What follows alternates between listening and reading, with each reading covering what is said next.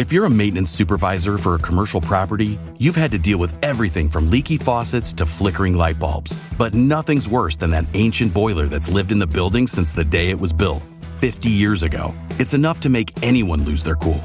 That's where Grainger comes in. With industrial-grade products and dependable fast delivery, Grainger can help with any challenge, from worn-out components to everyday necessities. Call, click Grainger.com, or just stop by. Grainger, for the ones who get it done. We will not be held responsible for any hearing impairments or damage caused to you from excessive exposure to this sound.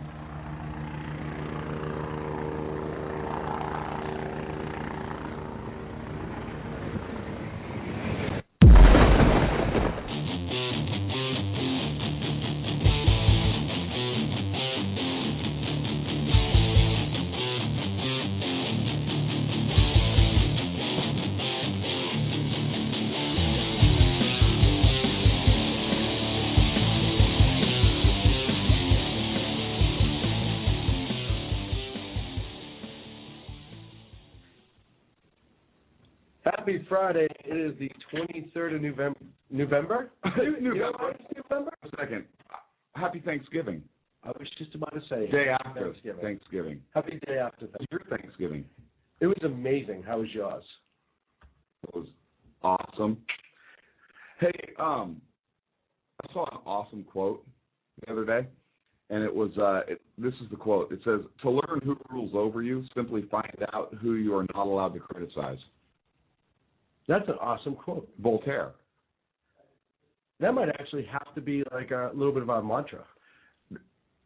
It's pretty cool. I mean, think about it. Who allowed to criticize today? Anyways, I digress. How was your Thanksgiving? It was actually wonderful. Had a small one. Had a very good one. Food was awesome. Spent it with family. I don't know. That's why I'm asking how your Thanksgiving went. Spent it with family. Had a wonderful time. And I got nice and fat. Watched Footbits won, so I was happy. They did? Yes. Oh. And life was, as they say, good. And I admit it, and we're going to talk about this later on, but you had a wonderful idea about something that should post on our website, SacKidsRadio.com. Thank you. Which we did. It was Washington Thanksgiving Proclamation. And it is, and actually, that's a tradition. We read that at the table before we ate. I was going to say, that's actually a tradition at my house where we read that at the table before we eat. Right. And I had a member of the family that actually started to snicker after I gave daggers. Why? Of looks. Because that's old language. Not everybody appreciates it, which is kind of interesting. Did you know that before we were a constitutional republic, that our founding fathers were violating the very premise that this country was founded upon? How? Explain to me how. No, how? It's okay, the left has you believe that there's this impenetrable wall. Is that even a word? What? I don't know. You make up words all the time. But it sounds awesome. It's like the Berlin Wall between church and state. Okay. Right? Yeah. But our founders were violating this. How? Hang on. Explain to me. This is Thanksgiving week, so I'm gonna take you back. We're gonna talk down Thanksgiving history here. I love walks. I want to read a little bit about a Thanksgiving Day proclamation from the Continental Congress, issued November 1st, 1777. So, fighting our War of Independence at this time, and this is as printed in the Journals of Congress. So kind of an official. So it has some, is what you're saying. Right.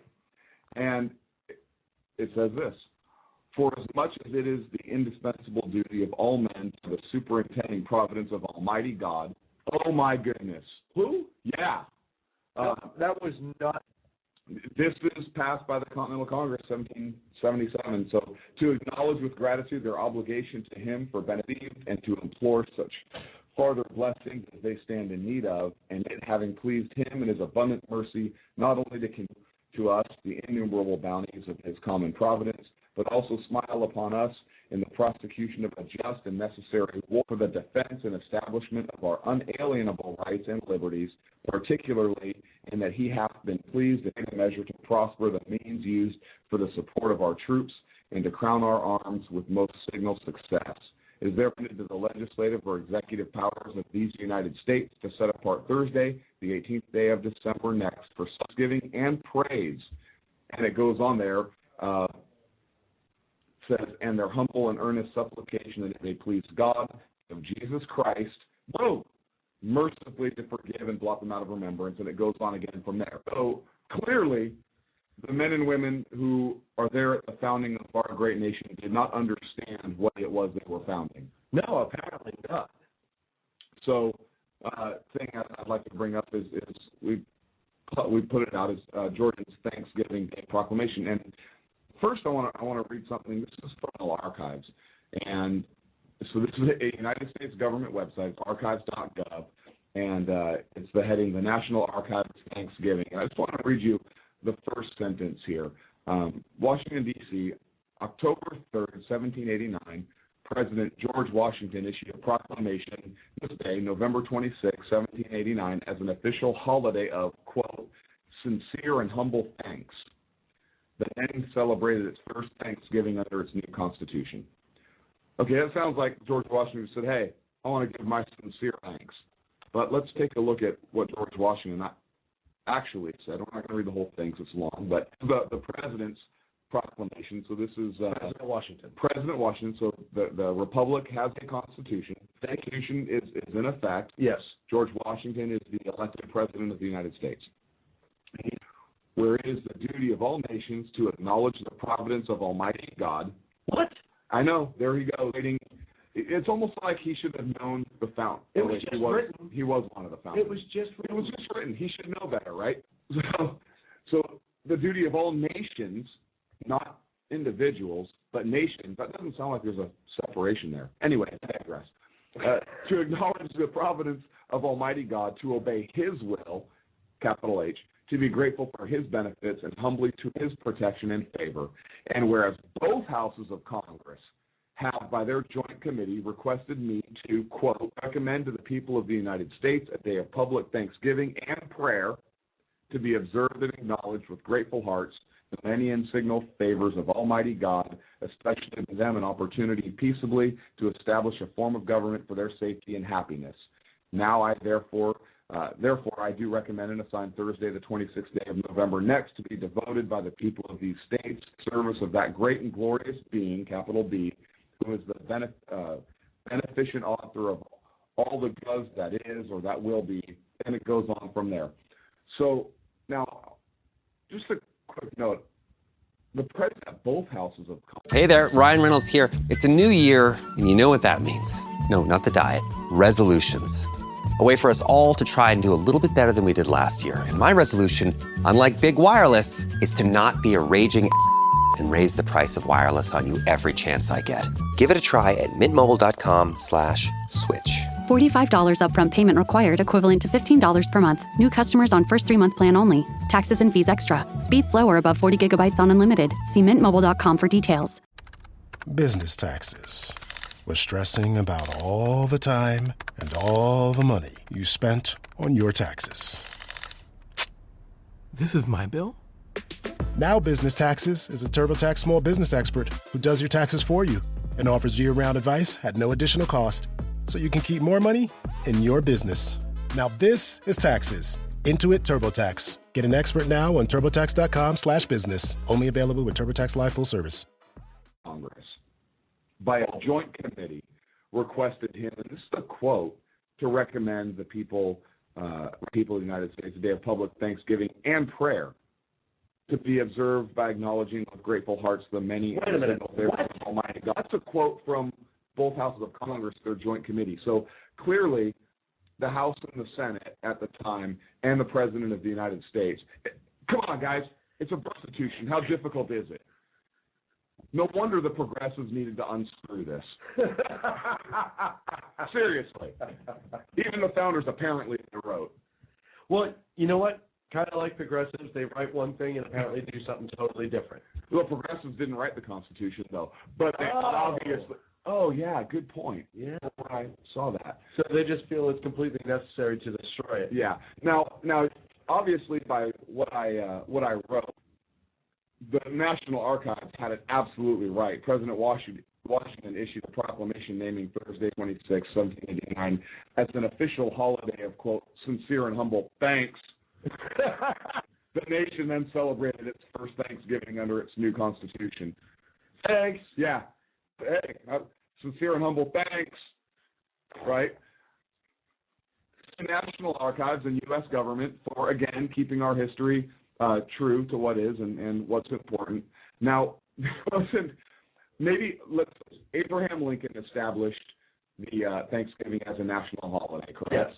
Yes. Now, since he was a great president, most people, I think, on the right and left agree. Yeah, all the way around. You know, you're a racist. And actually, the left that's if you disagree with this president. Oh, yeah, never mind. So now he probably got it right. Since he was making a federal holiday, I guarantee he got it right. And so I pulled up his proclamation. I just want to read a part of it. It says, a proclamation, the year that is drawing towards its close has been filled with the blessings of fruitful fields and healthful skies. To these bounties, which are so constantly enjoyed that we are prone to forget the source from which they come, others have been added, are of so extraordinary a nature that they cannot fail to penetrate and soften even the heart which is insensible to the ever-watchful providence of Almighty God. Uh-oh. Again. Wow. When are they going to learn? And so this is a federal holiday that is being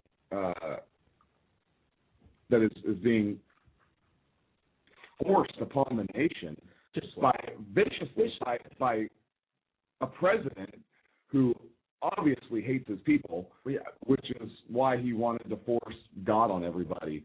First Thanksgiving, then St. Patrick's Day. When will it end? I don't know. You know what? When is it going to end? Hey, left, if you truly believe in a separation of church and state, let's erase Thanksgiving, a national holiday. I think everybody needs to work Thanksgiving. Now, if you're giving thanks, you're a religious person, and you believe Thanksgiving is a day to give thanks to God, then the government will let you have it off, because otherwise they would be interfering with free exercise of religion. And you know what? While we're at secular, you shouldn't get Christmas off either. No, you should have to work. You should, because that is now that's not a fact. Oh wait, yeah, it is. Huh? Weird. Now, would we have to declare our religion ahead of time? And that way, we're not. You know, you wouldn't have people. It happened, but people trying to screw the system by being this religion one day. It's not that that's ever happened. Yeah, no, that wouldn't do it. You don't think so? No. No. Now, you'd have to have some kind of government certification. Because I would even claim the colander religion when you wear the spaghetti colander. No, that's called drunk college. That's called me in my 20s. Yeah. Have you heard about that religion? No. I don't know the 100% exact, but there was a group that, for whatever, I think it was to protest the burqas in like the birthers, the burqas. Oh, okay. Or some sort of headdress in government photos. So this one guy went in wearing a spaghetti colander on his head. It's like in France or something like that. And tried to say spaghetti is Italian. No, I'm saying the incident happened in France. Okay. But he went in and took his driver's license with it on his head. Well, you're going to have to remove that, sir. And he's like, oh, no. This is part of my and they went through this whole thing, and he actually formed this religion. And you can see pictures of him online sitting there with his license picture with the spaghetti colander on his head. Oh, that is great. Well, hey, how do you prove it? Yeah, exactly. But to answer your question, I think that you would need a government certification for religion you are specifically. So you would need a card issued by the government authorizing you to practice your religion to your employer, so that you can get granted. But how would we separate church and state? They're not sanctioning anything. They're just saying we recognize you as nation. Yeah, but that's still a government issued ID. Now my religion is somewhere that the government has access to it. Yeah, but that's okay. So I can't practice privately, publicly. Yeah, but look at the military, right? Yeah. Under dog tags, you get the with an all-volunteer military. Well, yeah, you can volunteer this, otherwise you don't get tell your employer to verify through your government ID card what you are. Hey, listen, stop making sense. But then what you're saying is in order for me to celebrate my religious holidays, I would have to be the government. Therefore, no, you have to declare your religion and be certified as your religion. Right. It's a perfect plan. You know how many people that listen to the show right now? Is he drunk? What happened? No, I'm not. He made so much sense before. I know. No, it's you folks heard of NyQuil? Apparently, there's a lot of alcohol, though. Ton of it, by the way, and it's really good. I know I might lose my voice tonight, so I'm going to pull ahead of time. We're both hacking tonight. Hopefully, we don't have to cut this short. So, anyway, what do you think of that history thing after Thanksgiving? I think it's one of those things that's amazing. You know, you always do about Thanksgiving. And think of Thanksgiving, you think of the Pilgrims and the Native Americans coming to the feast.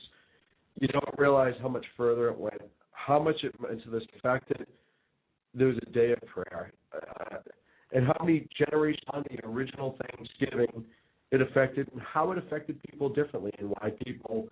I mean, the name Thanks is right in it, but you know, I think a lot of people just think of Pilgrims, Indians, have a nice meal, Thanksgiving. I don't think they realized that it was entrenched in our founders for the right reason. And like I said, up until Taxes was feeling so stuck. Sitting in traffic, squeezing into a parking spot, all to squeeze in getting tax help during your lunch break. Now Taxes is a TurboTax expert who does your taxes for you, while you go about your day getting real-time notifications about their progress and the most money back guaranteed. Now this is Taxes. Intuit TurboTax. Get an expert now on TurboTax.com. Only available with TurboTax Live Full Service, real-time updates only in iOS mobile apps. See guarantee details at TurboTax.com/guarantees. Yesterday, when you told me, a long time ago, but I never really thought about it. Right. And yesterday when I was reading it, it gave a lot to think about, which is why we read it at the table.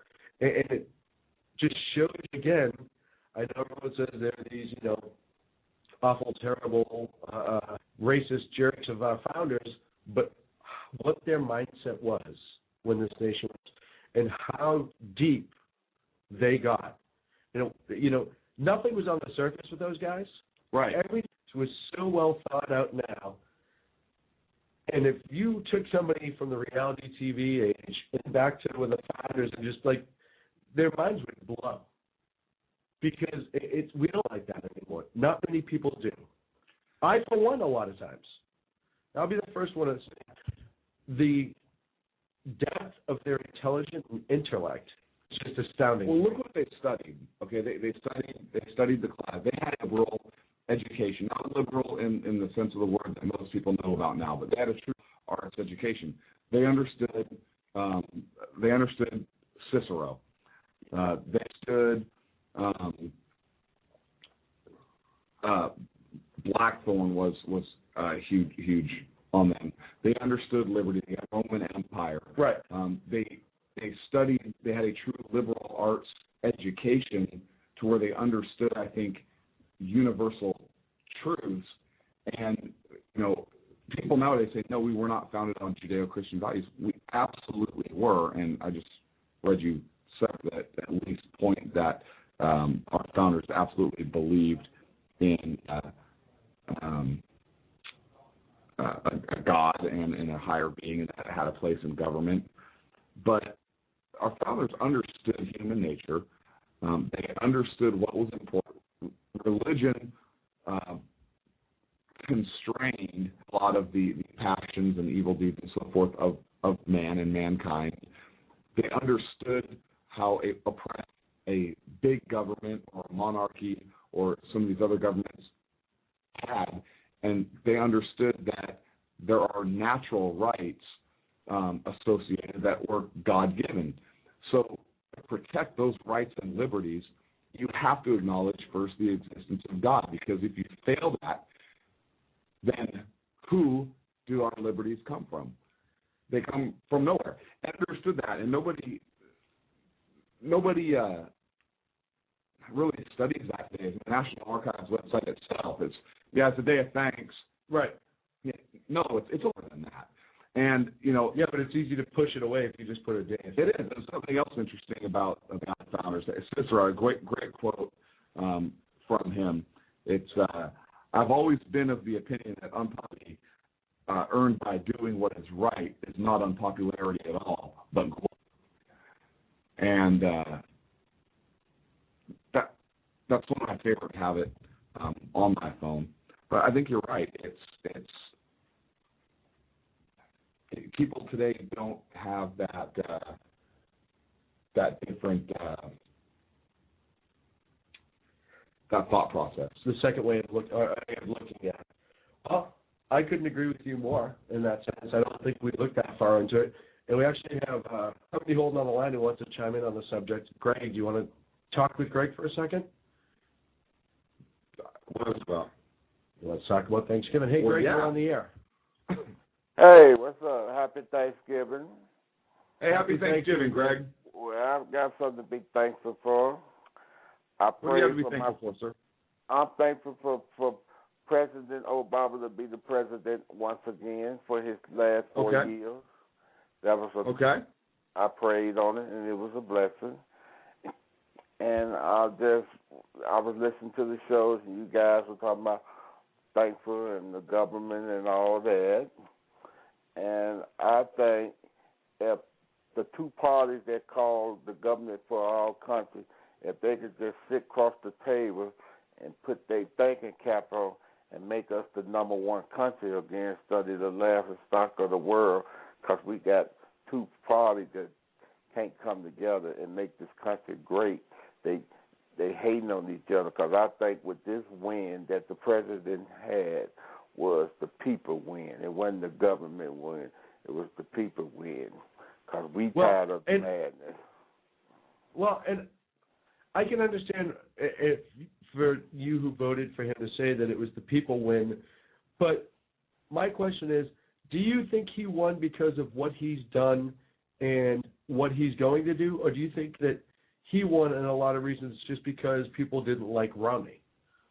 I think he won because he didn't give the American people a lot to vote for, other than not Romney. About what he did, what he was dealt with, and what was handed to him. And when I heard President, we're gonna blame Bush everything. No, I'm not talking about Bush. I'm talking about Clinton.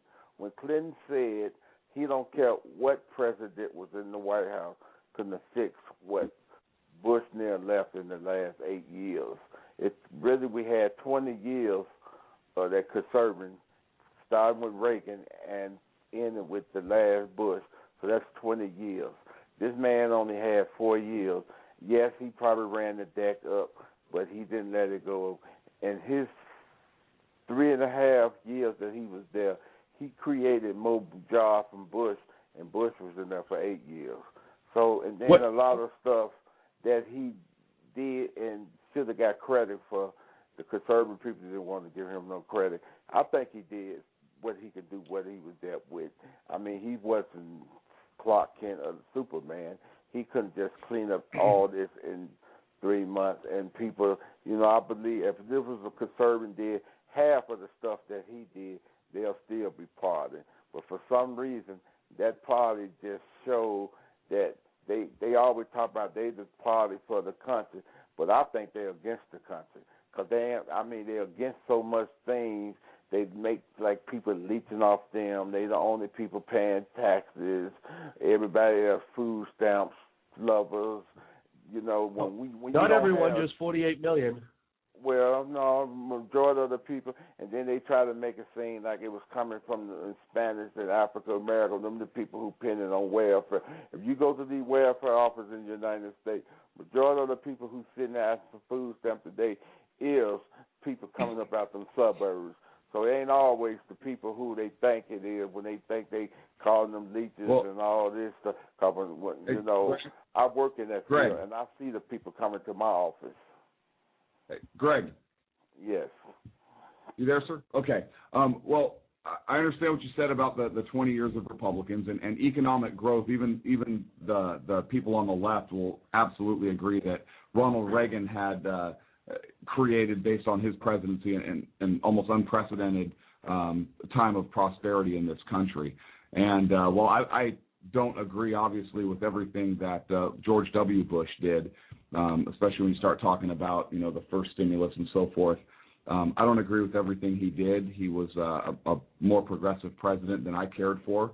Bill Clinton did a very good job moving to the center and working with Newt Gingrich in the Republican-controlled Congress, and they actually got some things done for this country. I think he did a good job. President Obama had, he said before he was elected the first term that if he didn't at least show things starting to move in the right direction and get things fixed by the end of his first term, it was going to be a one-term presidency for him. And it turned out that's not the case, but unemployment actually went up, and he in fact didn't create more jobs, as you've claimed. If you look at the jobs numbers, that doesn't bear it out. And both parties have it. True that. Both, yeah. And so both parties have not been very good in coming together. I think you just said about the job. Hang on a second. Let me finish this. Okay. I think that both parties need to do a better job of coming to the middle, because our country is very polarized right now. And that concerns me. Look, we have a Republican-held House. We have a Democrat-held presidency and a Democrat-held Senate. And so if both parties don't come together, like you said, if they don't come together to get something done, we're going to be in a world of hurt. And we can put some of the other stuff aside from now. We can talk about power struggles and constitutionality of certain things that this administration has and has not done. But the bottom line is both of these parties need to come together to accomplish something in an attempt to pull this country back. I think it's time this country come together instead of staying with the whole divisive rhetoric. Right. I can understand what you're saying, concerned about the country not coming together. But when I seen this president try his best, you can't work with a group of people who already had, from the day you were sweared in, that they walked out one door and said, we ain't going to work with this president at all or nothing. Greg, he had President Obama for the first 2 years he was in office. And they put the Tea Party crew in there. Hang on a second. No, hang on. He had his first 2 years, he had the Senate and the House controlled by his own party. No, he had 2 years, Greg. He had 2 years, exactly. But he didn't have a vote. The Republicans could not even filibuster. filibuster. Nothing without the Republicans trying to help him out. He jammed health care down everybody's instead of fixing the economy. That's what he did. He couldn't do nothing without the Conservative Party wasn't working with him. Things that the Conservative Party liked it. Because he wanted to do it, they wouldn't stand behind him, sir. So let's keep it real, okay? Let's keep it real. He had the whole Congress, Greg. He had the whole Congress. Yes, he did. But you know what? Everything he was trying to do, he was being blocked because you need so many. I really don't want that on the radio. You had both parties of Congress for 2 years. You know why the Congress changed? Because Obama wanted to do Medicaid, and then Fox News put out that Medicaid was such a bad thing, and the Conservative Party went against that and threw the man off his track, and they didn't want to work with him. We got the Tea Party. What did the Tea Party do to the country? Nothing. What did that party do when they got in charge? They went crazy. They went nuts. They lost their mind when they got in power. Hey, I don't want to put the mood in our new studio in a bad light. But if you go back and look, he had both parties, both houses he had and all Senate. Parties. Right. He had the House and the Senate. He had the president. He had the senators. He had them all. Greg, I see the problem here is you don't listen. You just want to talk. If you want to get your own show, you can, but this is ours. So listen for a second. For the first 2 years, he was able to pass through whatever he wanted. The Republicans couldn't even filibuster. In other words, they couldn't stop it. He had the House, he had the Senate, and he had the executive office, the presidency. They could have put through whatever economic bills they wanted to try to change the country. And they did. He put Medicaid. No, he put through health care first, which added to our debt. That was the most important thing. So instead of trying to fix the debt, he pushed through health care, and that's fine. We knew it was coming. It's not fine for me. But he that ran is what on it it, is. so why not push what he ran on? Right. But he also could have done a lot more for the economy. And He did a lot more because, you know what? We didn't go under. We also. We didn't go under. We didn't go what? We didn't go under because before when it was handed to him, we was at the end of the road. So he had to spend some money to make some money. If the Conservative Party would have worked with him, we wouldn't been in this position. Because the job bill, all that kind of stuff could have created jobs, but they didn't want that. That would have made Obama look good. All right, tell Chris Matthews we said hi. We're up against the break. So tell Fox News I said hi. Okay? You tell Fox. All right, we're going to take a break. No, hang on, let's talk about this for a second. Okay, we're not going to take a break. No, we are, but if you want to call in and have a discussion, you know what? Chris Matthews sent him the call because he knew that was his inside man. It was because he knew that we would get into a kind of a yelling match. Because I already said that my voice is on the brink of going out. Right. So and if he can get our voice up, yes, it's gone. It's gone. The show's done. He can shut us down. That was his way. I'm glad we uncovered that plot. Hey, Greg, thanks for calling. Thanks, Greg. Don't be afraid to look at a history book. We'll be back in a few minutes. Sackheads Radio.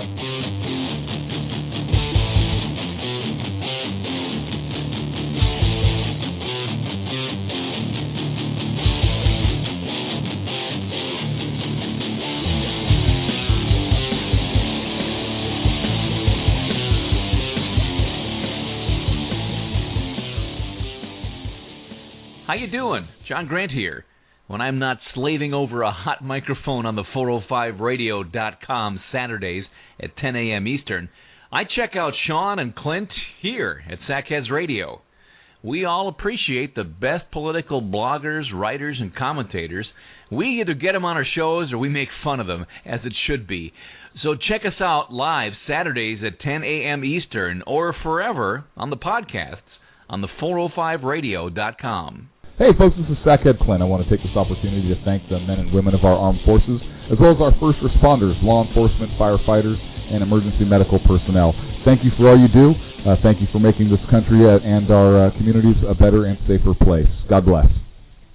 Hi, this is Sarah Marie Brenner. We often talk on the Brenner Brief about the fact that there really needs to be an organization to help people at the local level who are interested in running for things like school boards, city council, and other local offices. Well, I think I finally have the solution for you, at least for you women out there. It's called Politigal Network, POLITIGAL Network.com. Their website's going to be launching mid-August, but they're already on Twitter at PolitigalUSA. I encourage you to follow them and become a member. Their goal is to be the #1 resource for conservative women. So if you love freedom, liberty, the United States of America, and politics, check out PolitigalNetwork.com or Twitter at PolitigalUSA. Hey guys, it's Sean from Sackheads Radio. I know I've said it before. Check out our friends at ConservativeOutcry.net, but I really mean it. If you want interesting and exciting political commentary and analysis, that is the place to get it. Different, always spot on, always truthful, never pulling a punch. ConservativeOutcry.net. Tell Rooster to get Bulldog back on and that Sackheads Radio sent you. And also, coming soon, the Sackheads Radio Forum on ConservativeOutcry.net. Hey guys, it's Sean from Sackheads Radio. I want to talk to you a minute about our friends over at HomefrontHugs.com. They're an amazing organization of volunteers who take their time, effort, and money to take care of our troops overseas as they serve our great nation. HomefrontHugs.com. You can donate, write letters to troops, adopt a troop, you name it, you can do it. Help those wonderful folks who protect our freedoms. Go to HomefrontHugs.com. Tell them Sackheads Radio sent you. Hey, this is Sackhead Clint. I want to take this opportunity to thank our men and women in uniform of the armed forces. Hey, this is Sackhead Clint. I want to take this opportunity to thank our men and women. Hey, this is Sackhead Clint. I want to take this opportunity to thank the men and women of our armed forces, as well as our... God. You going to mention me this time? Thank you, Sean. You said mention you, right? Oh. You totally need to keep that as an outtake. Now back to Clint and Sean on Sackheads Radio, radiating elegancy and quality. Hey, so we're back. 2 cups of coffee. And I just found something out. Speaking of cups of coffee. It's right there, dude. Oh, thanks. You lose your coffee. Well, it's a new I keep buying studio. on Tether. What? What? Hang on. I did just find out. Our sound guy, Sacco, was telling me that when I was yelling at that Greg who called in, apparently I overmodulated my microphone and it shut down. Okay. So if he's repeatedly going on and I wasn't yelling back, or I was yelling, allowing him to make this Believe me, point. you were yelling. I heard you. Oh yeah, no, I was. I was yelling. Apparently, my microphone just shut down. Well, and his whole thing is ignorance. It's freaking ignorance. Well, Let's call it what it is. You know what it is? It was mainstream media driven. MSNBC. I made the Chris Matthews jokes at one point. But it's true. This is what happens when you do your own research and you just turn on to MSNBC or whatever and talk about whatever. You're regurgitating what they're talking about. He tried to throw the Fox News thing at us. That's fine. I'm sure that the Fox News channel has put on things that are constitutionally factual, and historically factual, which is what we talked about. 2 years the president had. 2 years. Well, he was saying the conservatives wouldn't work with him. Well, they didn't have to. He didn't need us. Yeah, Steamrolled. He didn't need them. There's a reason during that midterm they got rid of Democrats. Mm-hmm. There's a reason. And I'm flabbergasted right now. Let's talk about the new studio. We are in Sackhead Studio. We are in the new Sackhead Studio. Studio 1. And will you walk us around? I will. So I had to grab one of my tools off the shelf there. So, as you know, we were broadcasting from the lair. The original lair. The original lair. I don't know that there can ever be another lair. No. We had to retire it. We kind of have to retire it. We outgrew it. We have to talk about it. We are now in Sackhead Studio. Sackhead Studio 1. Sackhead Studio 1. There will never be another Sackhead Studio 1. Nope. It'll be retired from this point on. Yep, which means any other space that we grow into will be Sackhead Studio 2, 3, 4. Eventually, it'll be the MSNBC when we take it over. When Chris Matthews is our janitor. Yeah. No, I wouldn't even keep him on the payroll. Oh, I would. I'd make him go to government health care. He's already going to be on it. Probably not. Was he on the list of exemptions? Probably. Probably. So let's take a walk around. So you come in our door, and close your eyes if you will. Close your eyes if you will. Let's walk you around here. And what do you think? Pretty good, huh? You look left, you look right. Yeah. Look up. Get the light. Got some stuff. We're getting some stuff up on the walls. We have a table full of hammers over there. We don't know what we're going to do with those yet. Now, we do have a flag. It's the centerpiece of the studio for right now. It is the flag of honor with the American flag with all of the names of the 9/11 victims inscribed along the red and white alternating stripes. So in the red stripes, the names are written in white, and the white stripes, the names are written in, looks like blue. Gray. Same. I'm colorblind. Are you? No. Okay. I just need an excuse. So that's kind of the center. We're still moving in. Literally just got the keys this week. Yeah. And put some soundproofing up. Well, and I'll tell you, too, for me, for anyone you obviously can't see, Clint's, it's just over his right shoulder is the American flag. I look at Clint, so during the entire show, not only do I get to see our flag, but I also can be reminded about 9/11 and the people that were lost and why we have to be steadfast about the things that we do today. And it's no less breathtaking to me now than the first time I remember seeing it.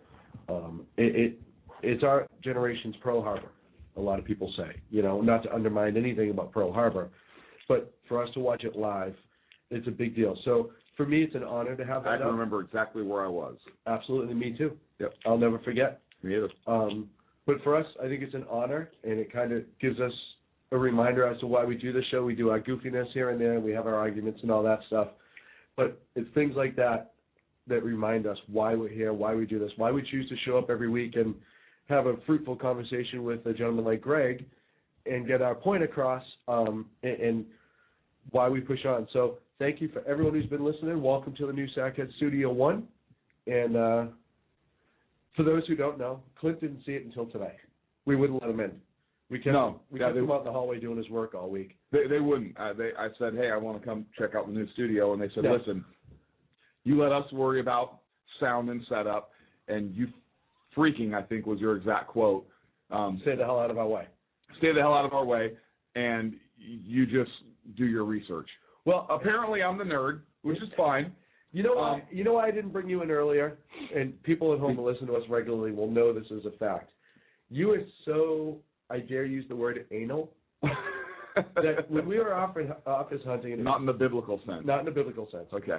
Sacco and I were office hunting, and we were looking around, and we were checking different places, and he actually said a few times, well, should we bring Clinton? And I said, no. I said, why? I said, because he will find something wrong with everywhere we go. Or he will find like some ridiculous tidbit about that building or that office, or who knows. But it'll be such a headache. We will be in that guy's garage broadcasting forever unless we make an executive decision, 2/3 vote, and pull the trigger. And that's what we did. And are you happy? No. I didn't think so. See? And that's what I mean. It's a compliment room. It's great, and you're still not happy. Here's why I'm not happy. I'm not happy because I'm one of the 2 original sackheads. Yeah. And a 3rd sackhead was allowed to make a decision about where our office is. Granted, he is a sackhead. Yeah, absolutely. He's a full-fledged sackhead. We love with all the rights and responsibilities that entails. Which is a lot, by the way. Which is a huge amount. He gets us coffee. So legally, no, actually, I get you. I know you got it tonight normally. So no, normally I do. So that's true. Yeah. So we got to make him work more. Yeah. All right, we got to get on that. He's making executive decisions, and what's he doing? Right now? Yeah. I don't even know. He left the studio like 5 minutes ago. He's just screwing around. Well, I mean, if you think about it, he sets up the sound and then leaves. I look at things from a certain perspective, and this room is actually pretty good. I like where I'm sitting specifically, and that's really all I care about. No, I thought you would like it. As long as I have my vantage point, I'm a happy man. Which is always the sunny side. Yeah, and I can't believe you got this office right across from the strip club with a huge picture window. I mean, seriously. Right, and who would have thought they'd put a picture window in a strip club? That just seems weird, but apparently they do. Right, and look at that one has tassels, and it says "Welcome Sackheads." I don't know what that's about. That was a celebration. So welcome to the new layer. The new studio. Studio 1. I have to hit myself in the hand with a hammer now. Welcome to the new studio. Our show's not going to change, but our digs did. And this is way more comfortable. We can work in here a lot better. Did you say digs? Yeah. I'm a beatnik from the 60s. What's wrong with me? What's wrong with you? Beatnik from the 60s? I could go on and on. So you do look like Maynard G. Krebs right about now. How's that for a throwback? Name the TV show. Oh, don't do that to me. No, move on. Dobie Gillis. Dobie Gillis. I'm just impressed that you actually got that. That I threw out Dobie Gillis? Absolutely. How old do people think we are? Oh, seriously. 60. Conservative. Yeah, no, we must be old. We're conservative. Yeah. We must be old white guys that are racist and don't want anyone else to succeed in life because we're conservative. That pretty much describes you. Not even close. I'm not any of those things, actually. I'd like to think I'm still young. Kind of brings me to my next topic. And I heard this on a couple different radio shows recently, and it got my gears spinning. Okay. Do you think, part of the Romney administration's problem, according to... Romney administration? The Romney campaign problem that we have right now. Yeah. Or not right now, but we had in the election, is that people felt like he didn't get dirty enough with ads. Okay. They felt like he kind of kept it above the belt. I mean, he threw a couple little small dirty ones out here. Super PACs threw it out on his behalf or whatever. We know how that goes. And a lot of people think that he would have done better if he hit way more, hit Benghazi more, if he hit, Keystone Pipeline harder, if he really started to run some money trail investigations and stuff like that. Do you think that conservatives going into even the midterms, because a lot of conservatives don't run dirty ads. It's just, for whatever reason, either they're religious or it's just the kind of the party standard. You'll have one or two that get fairly dirty, but overall they don't. Do you think in the midterms and the next presidential election that they should change their attack and go to attack mode? Because this election, what happened a lot of times is a lot of facts were thrown out, a lot of proof, a lot of honest historical facts were thrown out. People ignored it because it wasn't dirty. And even though everybody hates dirty attack ads, it's proven time and time again it works. So should the Republican Party dumb down their approach to elections? I think that the Republican Party needs to be harder hitting in their approach, but not sling mud or dirt. Like when there was that ad, that anti-Romney ad about that guy's wife that died or whatever, and it was because of his decisions at Bain Capital. You know what? I think that has no place in politics, and it's kind of like, okay, I'll give you a perfect example. Does anybody like a crooked cop? No, not at all. So, and rightfully so. Right, exactly. So, how would people view, against a cop who plants evidence on somebody because they know that the person they're arresting is dirty, and that's the way to kind of get them for the better good of society? The cop's in the wrong. Absolutely, right? All day long. And the people would hold him accountable, correct? Yes. And rightfully should. And rightfully so, correct? Yes. Okay. So why would the Republicans plant dope or a gun or whatever on somebody just for the greater good under that argument? I think it falls apart. I don't think that you stoop to those tactics. I don't think that you lie. No. I don't think that you purposefully mislead. I don't think you play that dirty like the Democrats do, because it's not the right thing to do. I mean, what do you stand for? I mean, really, what if you're going to that level? How do you differentiate yourself? Because then you're different in policies, yeah, but are you really that different at heart? You're willing to do something like that? I mean, it's kind of like the cop and the robber. I mean, they operate under different rules, different policies, but they're both resorting to dirty tactics. They're the same. It doesn't. So it doesn't matter what your goals were. Right. It does count how you get there. Yes, absolutely. And I think that the Republicans, first of all, I don't know that the Republican Party can be saved. I really don't. And I don't know that the Democrat Party can be saved. I think the Democrat Party is going to become the Progressive Party. It was at one time, or there was a Progressive Party at one time.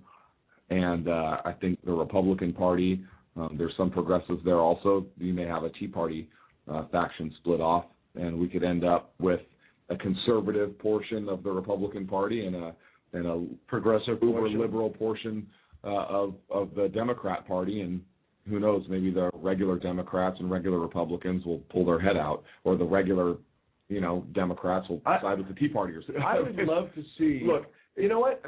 Hang on, let me finish a progressive party. Let me finish this answer. I think the Republicans need to run a truly conservative candidate. I think that the Republican Party needs to go back to its roots. And look, I point to California as a favorite example. There is no Republican Party in California. The California Republican Party is dead. Right. Has been dead for a while. Look who they ran against Governor Brown, Jerry Brown. Right. When Jerry Brown is the more conservative of the two candidates on fiscal issues, that's a problem. Yeah. Okay. California just lost the legislature. They got the Republicans. The Democrats have 2/3, a majority. They can pass whatever the hell they want. The Republicans can't do anything about it. They pretty much can do exactly what Obama could have done in the first 2 years. Exactly, and which is just drive it right into the ground. Greg. So I think the Republicans need to get back to what the Republican Party is about: conservative values, conservative principles, fiscally so, and on the federal level, they need to focus on the things that they are constitutionally empowered to do. Right. And I think that if they focus on those things and they actually use some hard-hitting ads, again, not dirty, hard-hitting, there's a distinct difference. Well, and I think that'll do that. Look, Romney did not energize his base. No. He was okay coming out of the convention, but what percentage of Republicans actually voted for him? 30-something%, I think. That's not energizing your base. And if you are unable to do that, it doesn't matter how many independents you're going to pull. Look, you have a president that's as divisive as President Obama is. you run a conservative candidate, and you go back to the core values and beliefs like you did at the midterm elections, and look what happened in 2010. Oh, yeah. You stick with those. The Tea Party was huge. You give a candidate like Ryan. Ryan was still a little too young, but you run a conservative guy as your presidential nominee, and you energize the base. And now you have a distinct difference. And independents would have had a choice to make. More of the same under Obama. They were disillusioned. Absolutely. They didn't want to vote for him anyway. Or a conservative candidate. They're going to have to pick one, or they're going to stay home, in which case Obama still doesn't win. Right. He needed that vote too. Did I answer your question? Yeah. So you said they have to be hard-hitting and not necessarily play dirty, but get to the point, get to the line.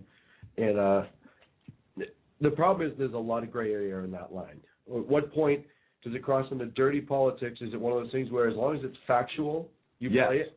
Absolutely. If you have the facts, absolutely. I tell you what, I would have strung excuse me, I would have strung a whole bit together with President Obama, starting with we're going to fundamentally transform the United States of America, and just play his sound bites and play them. And then roll in some principle. I would have asked the question, hey, do you want America fundamentally transformed? What does he mean by that? Right. Where do you want it transformed to? Where do you want to transform to? Hit him on health care. I mean, Romney had a hard time hitting him on health care. He did it in Massachusetts. Right. But again, here's the difference. We brought it up before. States' rights. States' rights. And he didn't just come out and jam that down people's throats. He didn't. And I don't know if the problem is he feels that enough people don't know about states' rights to have that argument hit home. Is it one of those things where he can have that argument and then people are like, oh, yeah, states' rights. And then when they get home, Google trend is states' rights, number one. What the hell did Romney mean? Oh, look, he does have the right to do something like that under states' rights. You know what? Which is different than on a federal level. It is.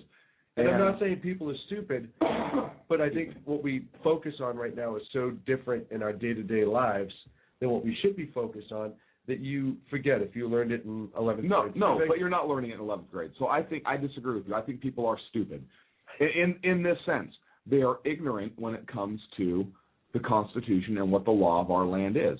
Look, here's why I don't think a lot of people would like me if I were to run for president, because I would hold up the Constitution and I would say, you know what? This is what I'm obligated to do as President of the United States. This is what my powers are. This is what I'm authorized to do, and I'm not doing anything else because I cannot, because it is illegal for me to do so. And if Congress tries to do X, Y, or Z, I will veto it, which is my right, because they are not constitutionally allowed to do that. I think the Republicans, in addition to I'm not just talking candidates, I think there needs to be a huge push to re-educate the American people on the Constitution of the United States, specifically in its historical context. I think there needs to be a huge push for people to understand the Constitution, to understand the Federalist, to read the Federalist, to read the Anti-Federalist, to understand all those arguments that went into the Constitution and how we got to where we are today. I think that there needs to be a huge push for that. There needs to be a reawakening in that sense. And I think if the Republicans actually put some money into that, yeah, I think maybe they could see that start to take hold, especially I think it'll take hold even in Ohio, Pennsylvania, some areas that are big union states, but where the people are, for the most part, they're good Americans. They want what's best for the country. Well, and at some point we have to have the union discussion, because I am so fed up with unions. You're just saying that because your mad hostess is failing. Yeah, dude, Twinkies, man, Twinkies. I know. No, because unions gone from protecting their workers and making sure that their workers aren't being treated unfairly to organized racketeering. Yeah. And that's all it is now. You either pay us or you can't work. And the union bosses, like in Hostess is my favorite example. Those union bosses aren't out of a job. They're just going to go to a different part of that union. They're still going to work. The people they supposedly, quote-unquote, represent are now going to be out of a job. Those union bosses who are well-paid oftentimes never work the job they represent, and the tactics that they go to, and it's oh, my God, the poor unions, the poor unions, the poor unions. Unions have more money than most businesses in this country. Yeah. Hey, good job. You collapsed the business. Thank you. Right. Well, forget it. And all because, they didn't want to come to the table and negotiate. Now you look at Walmart, who's trying to unionize, and Walmart doesn't want to because they've seen what it does. And now, you can't go. You have to boycott Walmart. Can you blame them? Look at what happens to Hostess. Look at what happened to a lot of places where the unions have cost so much money to these businesses, they can't afford to stay open. And they cut off the nose to spite the face. They'd rather see that business close. Yep. And the job's lost. And I heard a guy. You know what? I'm shopping at Walmart, by the way, now. I don't shop at Walmart a lot, but I'm shopping at Walmart now because of that. Just like I went into Raley's when they had their strike. Right. No, listen, I am so sick and tired of unions saying, oh, we represent the work. They represent the unions now. They don't represent the worker anymore. I read a great thing online about a month ago of a guy down in Florida. He was in the sheet metal union and paid all this money to get in and paid an exorbitant amount of money to stay in the sheet metal union. Kept getting laid off because, contract bids and stuff like that. As soon as the money went away, they stopped caring about him. And as soon as a job came up and he came back and started paying dues, and it was back and forth. And he was traditionally a Democrat and a liberal. And he started to really look into the unions and realize he's paying all this money and had zero representation. The union bosses were taking his money, not doing anything. When it came time to vote for stuff, it's whatever the top 10% of the union felt like had to be done got pushed through. Everyone else's, their topics weren't even brought up oftentimes. And he said, screw it. He quit the union and went and started his own landscaping company with a couple $100 in a computer that he had. And now has a very successful landscaping company, treats his employees well. But it says to me that here's a guy who his whole life was trying to be in the sheet metal union, worked really hard, contracts come and go and there's nothing you could do. But that union is supposed to be there for you no matter what. Turned their back to him as soon as the contract ended, he wasn't paying it. Why was he so ungrateful? I don't know. I can't even begin. So, I guarantee you, Walmart will be decimated if they unionize. They're going to be decimated. And I understand that Walmart doesn't necessarily pay great and they're not great with health benefits, whatever, according to public opinion, not necessarily facts. But then don't shop there. Don't shop there, don't work there. Mm-hmm. There are other companies, like Target has a different business model, and they never get into the union talks because of how well they treat their employees. But that's their own business model. They have the right to do that. Nobody, in my opinion, has the right to come in and essentially say, you either do it our way or we're throwing a rock through your window like the mob used to do.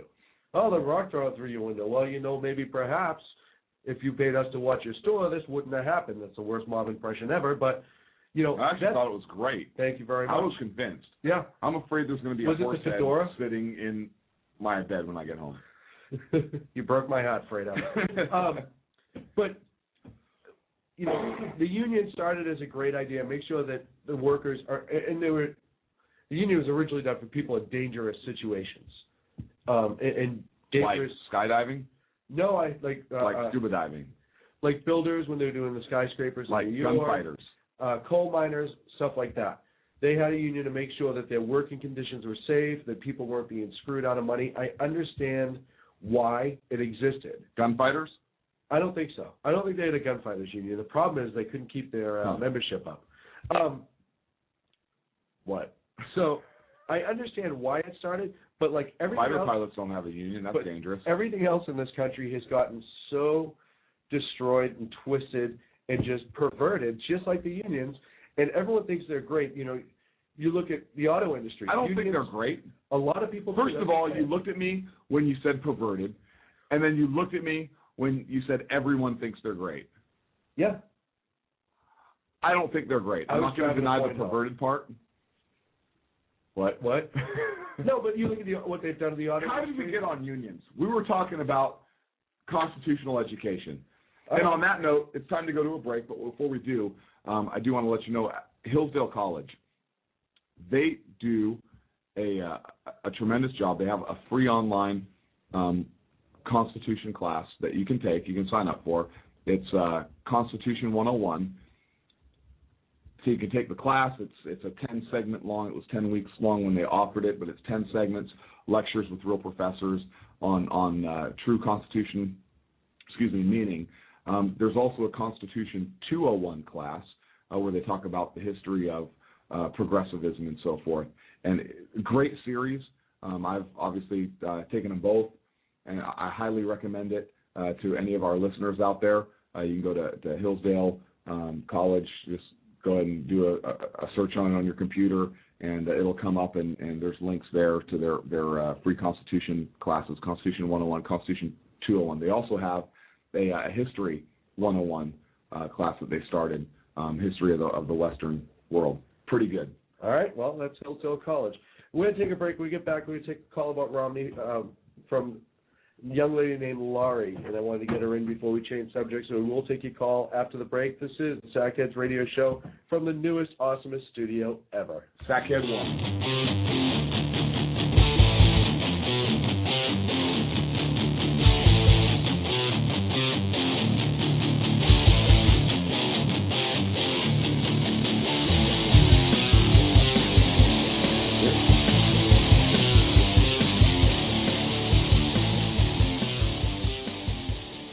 How you doing? John Grant here. When I'm not slaving over a hot microphone on the 405radio.com Saturdays at 10 a.m. Eastern, I check out Sean and Clint here at Sackheads Radio. We all appreciate the best political bloggers, writers, and commentators. We either get them on our shows or we make fun of them, as it should be. So check us out live Saturdays at 10 a.m. Eastern or forever on the podcasts on the 405radio.com. Hey folks, this is Sackhead Clint. I want to take this opportunity to thank the men and women of our armed forces, as well as our first responders, law enforcement, firefighters, and emergency medical personnel. Thank you for all you do. Thank you for making this country and our communities a better and safer place. God bless. Hi, this is Sarah Marie Brenner. You know, we often talk on the Brenner Brief about the fact that there really needs to be an organization to help people at the local level who are interested in running for things like school boards, city council, and other local offices.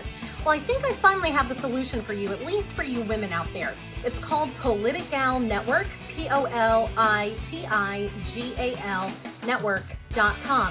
Their website's going to be launching mid-August, but they're already on Twitter at PolitigalUSA. I encourage you to follow them and become a member. Their goal is to be the #1 resource for conservative women.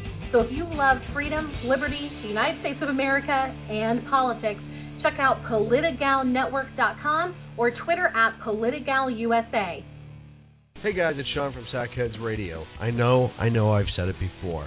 Check out our friends at conservativeoutcry.net, but I really mean it. You want interesting and exciting political commentary and analysis? That is the place to get it. Different, always spot on, always truthful, never pulling a punch.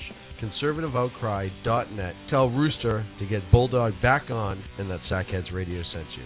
And also, coming soon, the Sackheads Radio Forum on conservativeoutcry.net. Hey guys, it's Sean from Sackheads Radio. I want to talk to you a minute about our friends over at HomefrontHugs.com. They're an amazing organization of volunteers who take their time, effort, and money to take care of our troops overseas as they serve our great nation. HomefrontHugs.com. You can donate, write letters to troops, adopt a troop, you name it, you can do it. Help those wonderful folks who protect our freedoms. Go to HomefrontHugs.com. Tell them Sackheads Radio sent you. Hey, this is Sackhead Clint. I want to take this opportunity to thank our men and women in uniform of the armed forces. Hey,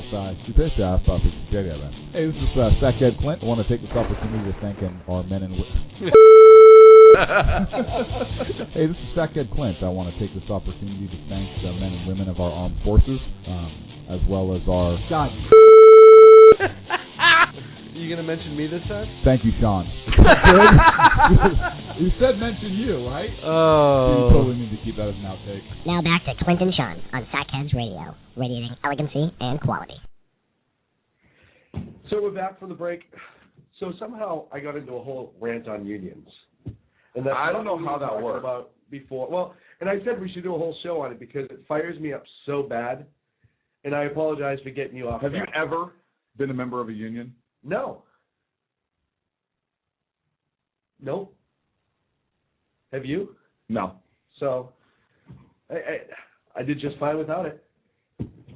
I thought we had a caller. Yeah, we did. But apparently she didn't want to talk to us anymore, so that's fine. What do you want to talk about? She wanted to talk about Romney in the last election because that's what we were on before he got us on union. So okay. What specifically did she want to talk about? I wasn't 100% sure. That's fine. If Lori wants to call back in, she was in the chat room. Okay. Call back in, Lori. Did she call, like what? Like his past or his... Yeah, I was kind of looking. In the chat room, she brought up ancestors at one point, and something about, polygamous. Ancestors? That's weird. How did you respond to that? I said something about the pictures that Obama's mother took where she was naked, or half naked or three-quarters naked. Oh. I said, well, if you want to talk about history, then that's in For fair money? play. I don't think it should be in fair play, but apparently other people do. So that's the argument we can have if you really want to down that road. But I know as well as you do, if the conservatives brought that out, oh my God, she was in a bad time. You don't understand. You're exploiting this poor woman who's just trying to put food on the table. Was Romney a polygamist? I'm trying to understand. No, he has one wife. But because of his religion, and they had a history of it a long time ago in some sects of that religion, then apparently that was important. Okay. So I don't know if she wants to call back in. I'll be happy to listen to her point, but I don't understand it. Okay. Does it? We'll move on. Him She calls back. Right? No, he didn't do it. No, I'm just trying to understand. I don't understand. Like I said, it's not like that'd be like holding Obama accountable for something that one of his ancestors did. It doesn't matter. Right. I don't. The fact that his dad was a communist. Yeah. So that may influence him. So I guess polygamy may influence Romney, but I don't think he's going to pass any polygamous legislation. Not that that's the role of the federal government, anyways. Right. So I don't understand either, but I was willing to give her, at this show, we're always willing to listen to the other side. No, absolutely. I may not agree with it, but that's what we do. And this is all speculation. I'm trying to understand. So you were trying to talk to me a little bit about it at the break, and I didn't want to hear it because I just wanted to get some fresh air. But I was just trying to understand a little bit while we're here. Well, if she calls back, we'll take it. So let's move on. California. To California. So California passed Prop 30. Which is? A temporary... Wait. The reason we always talk about California is... They're screwed up. They're screwed up. They've been Democrats for 40 years, and oftentimes things that they try... In the legislature. Oftentimes the things California tries, it's kind of a test bed for the country, for the libs. They test bed it in California with the exception of health care. They test bed it in California Romney first. test bedded that for... Never mind. Right, doesn't matter. Hey, Lori, I don't like her, so... Yeah, apparently she doesn't listen to the show. But California often test bed it. Gun control is really started from California. So like they regulated, hey, you have to hold it with two hands. No. You have to align the sights properly. They pretty much said you guys are really too cute and shouldn't have guns because you're not smart enough to pull it off. Anyhow. I'm sorry, I thought something different. The California voters voted in Proposition 30. This was pushed by Governor Brown. That sounds like a good idea. Temporary tax hike on the wealthiest voters. Temporary tax hike. It says temporary. Anyhow. Those always go. The money was supposed to go towards the schools. That's how they get everything through in California. Exactly. Well, they start to dig into it a little bit more, and it finds out that this money can now be reappropriated. And, and it can be used for Wall Street. It can be used to pay people at schools versus putting it actually into the classroom. Now, I saw an interesting figure. I saw a figure that California, in the education system, there are 1.5 administrators for every one teacher. Yes. There are more administrators than there are teachers in the classroom. Yes. And that money that goes towards education, notice my air quotations? Yes. People can't see that. We need to get a webcam. Education, if you increase their pay or you're spending money on administrative costs, that counts for spending in education. Yes. Hey, good job, California. Good job. Way to raise your taxes. Hey, you know what? Businesses are so bad. Now, for Oakland Athletics, this is going to go somewhere. Trust me. Just follow my point here. Okay, well, we have Laurie back on the line. Okay, good. The Oakland Athletics refused to come to Sacramento because it was a non-business friendly city. And they like to model themselves after where they Which, for most people who don't realize this, Sacramento is actually the California state capital. Yeah. It's not Los Angeles. It's not San Francisco. It's not Santa Barbara. It's actually Sacramento. It's the state capital, and you would think that businesses would want to come here. They don't. And now you look at California, which has run a lot of industry, out of the state already. And agriculture, based upon water, and they're trying to save a little 1-inch fish or however that damn thing is. Agriculture is dropped off a lot in California as well. And so now you're going to raise taxes even more and drive more business. That sounds good.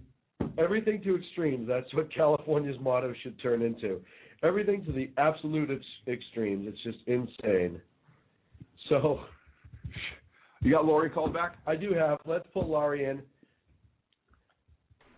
Hey, Laurie, you there? Hey, how are you? Hi, Laurie. How are you?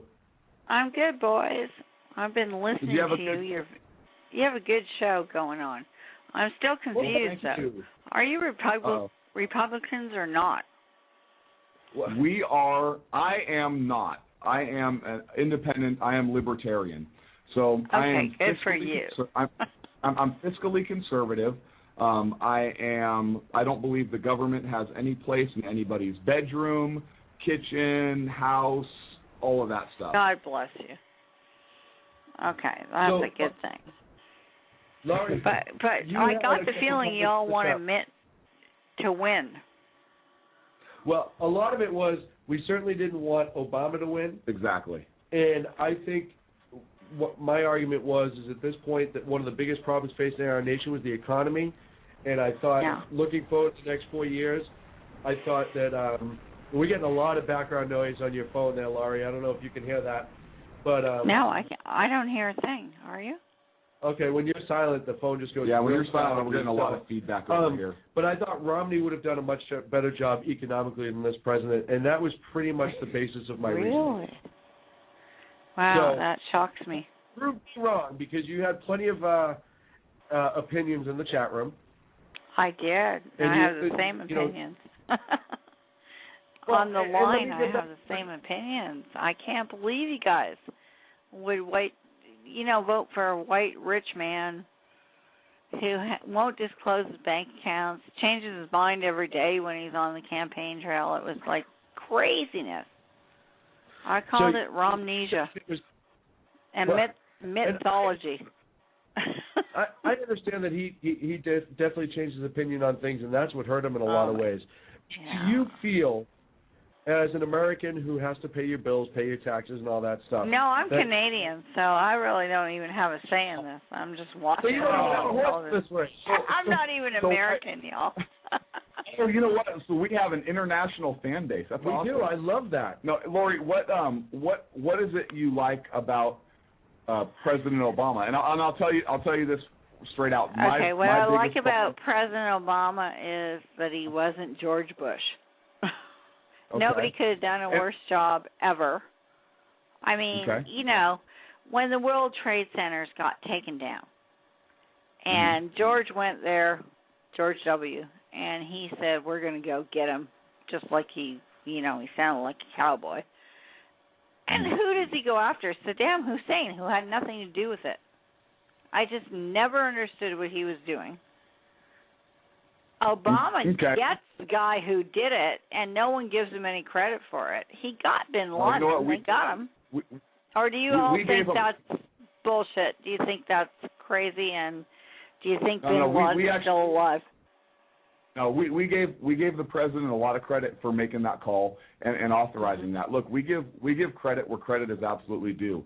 The biggest problem that I have with President Obama is I am a kind of a constitutional purist. I agree. I believe in the original intent of the Constitution. I've read and studied what the founding fathers of this nation wrote and what their intent was. And I think that Obama has moved and done a huge power grab with a lot of things that he's done, specifically with a lot of the executive orders and some of the things that his administration has done. That's the biggest problem that I have. Now, I've said before, Mitt Romney was not even during the primaries, we were not huge Mitt Romney fans. However, when you're talking about pulling the country back from the economic status that it is and the amount of debt that this administration has placed on, even above what George W. Bush did. Look, we're not George W. Bush fans either, neither one of us.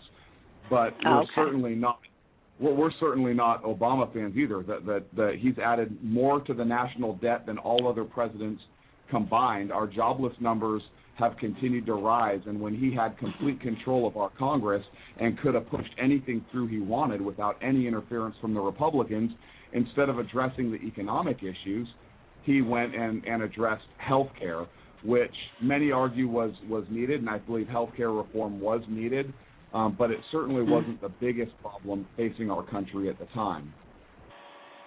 Well, I think it's a big, huge problem facing your country, because in Canada we have free health care. Mm-hmm. We have that.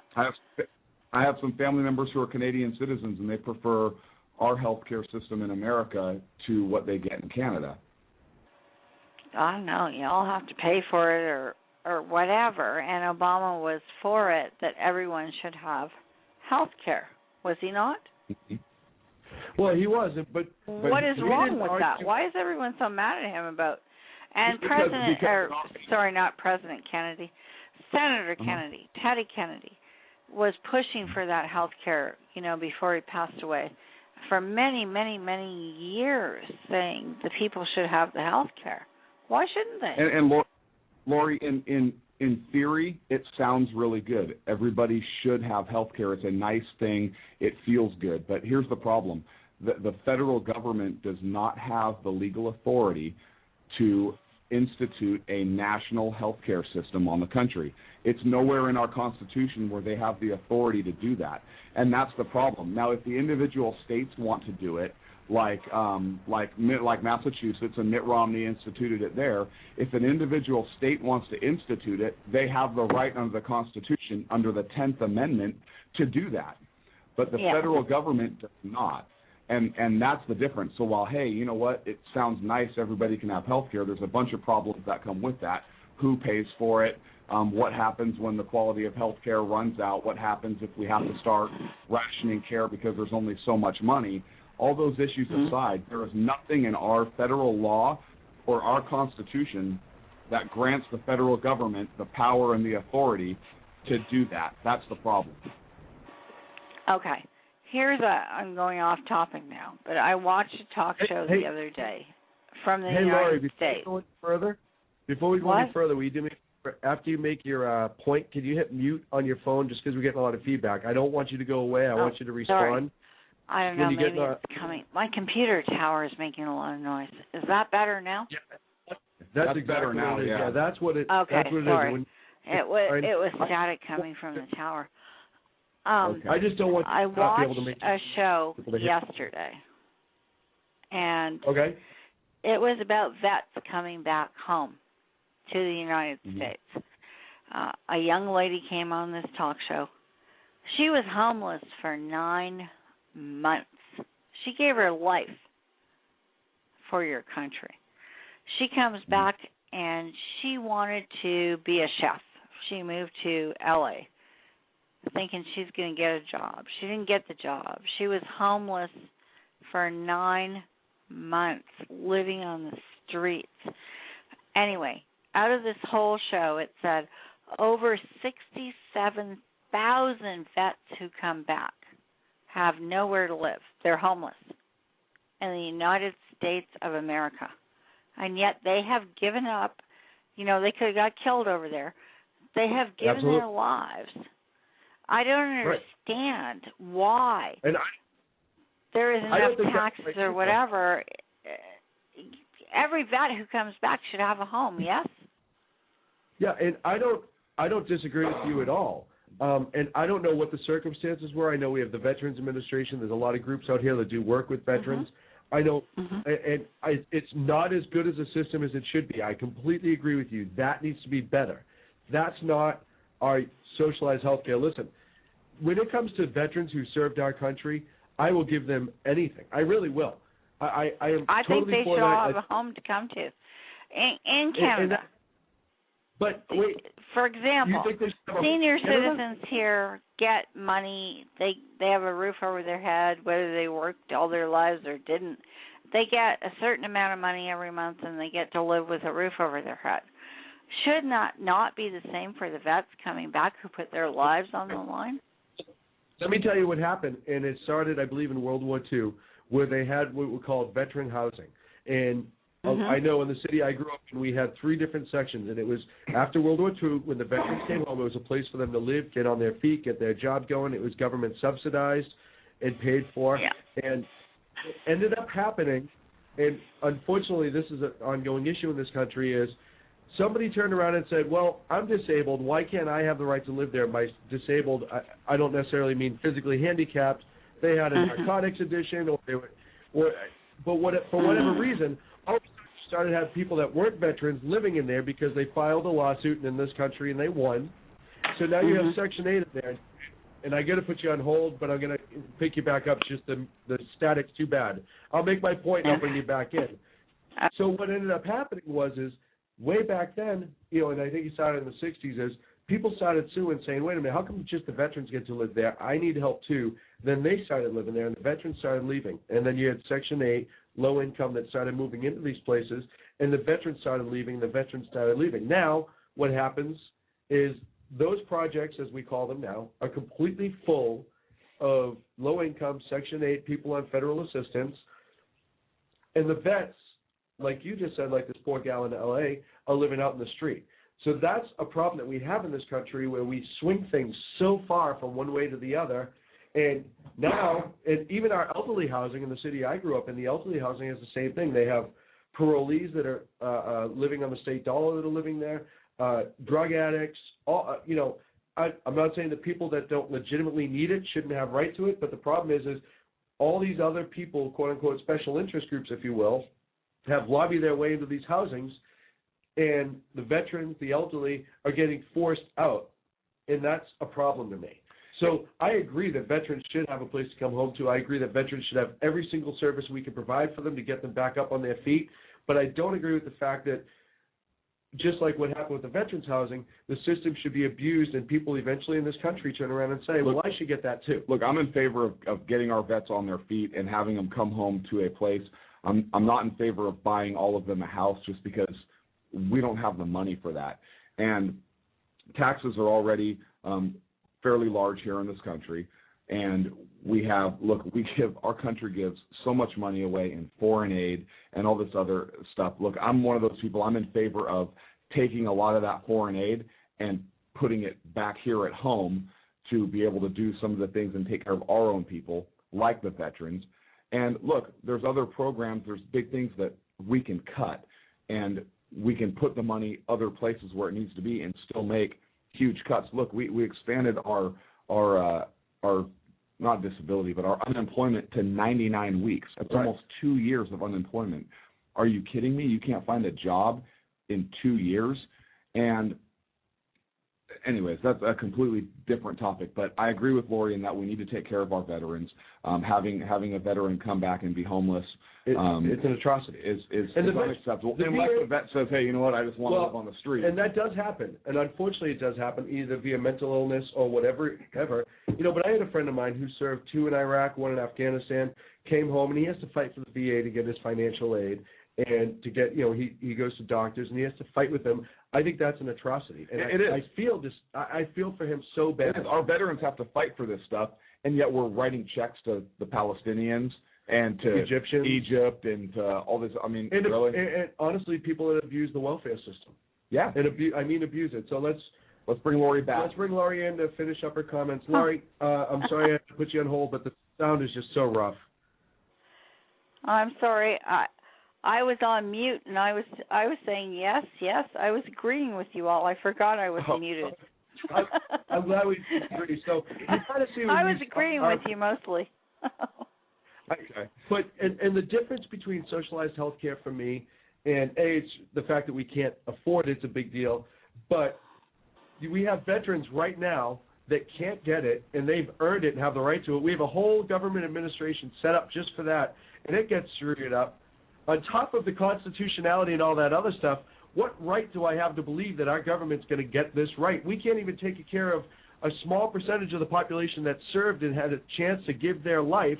I have no faith that the government will be able to get this program correct as well. That's outside the constitutionality of it.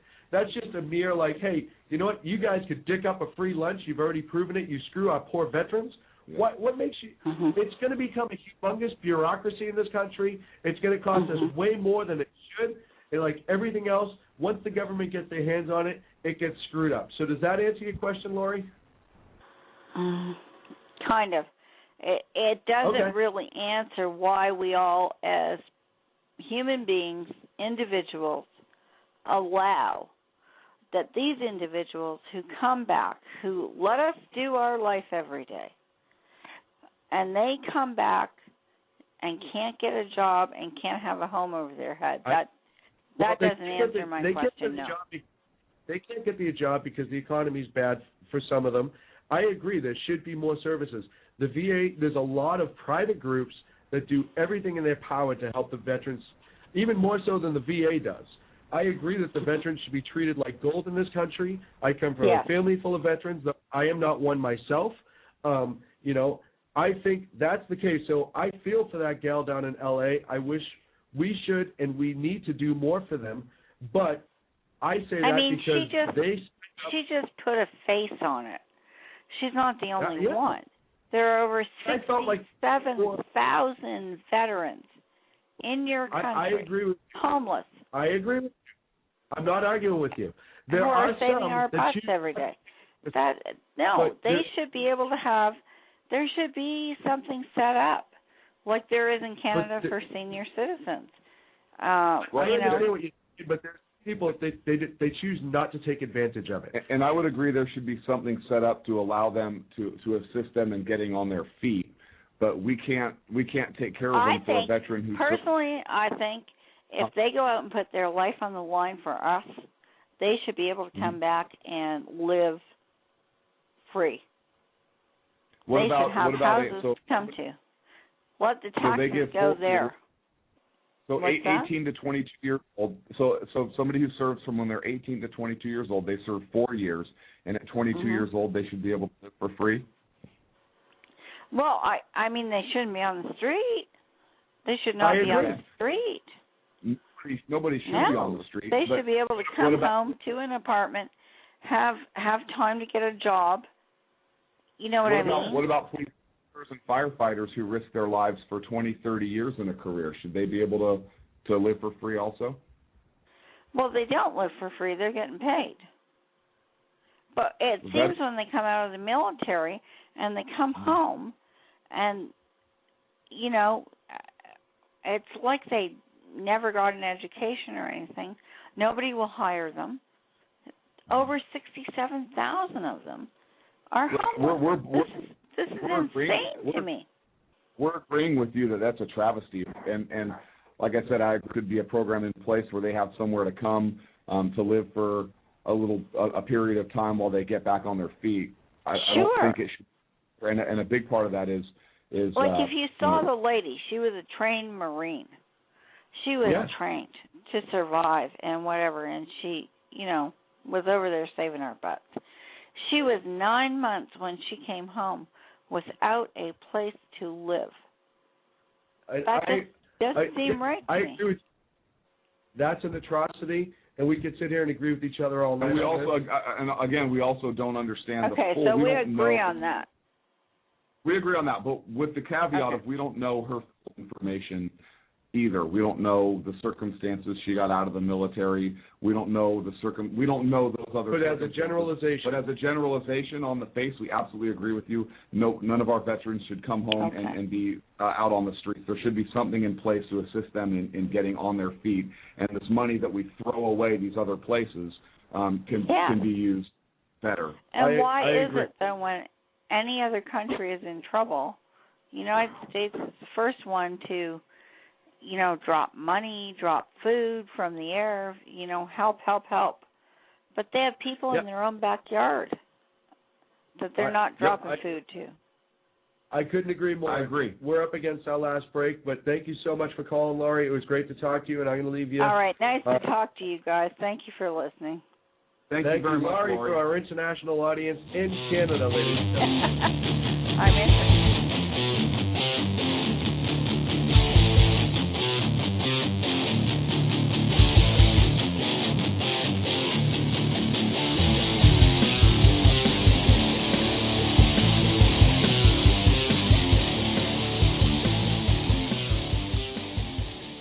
How you doing? John Grant here. When I'm not slaving over a hot microphone on the 405radio.com Saturdays at 10 a.m. Eastern, I check out Sean and Clint here at Sackheads Radio. We all appreciate the best political bloggers, writers, and commentators.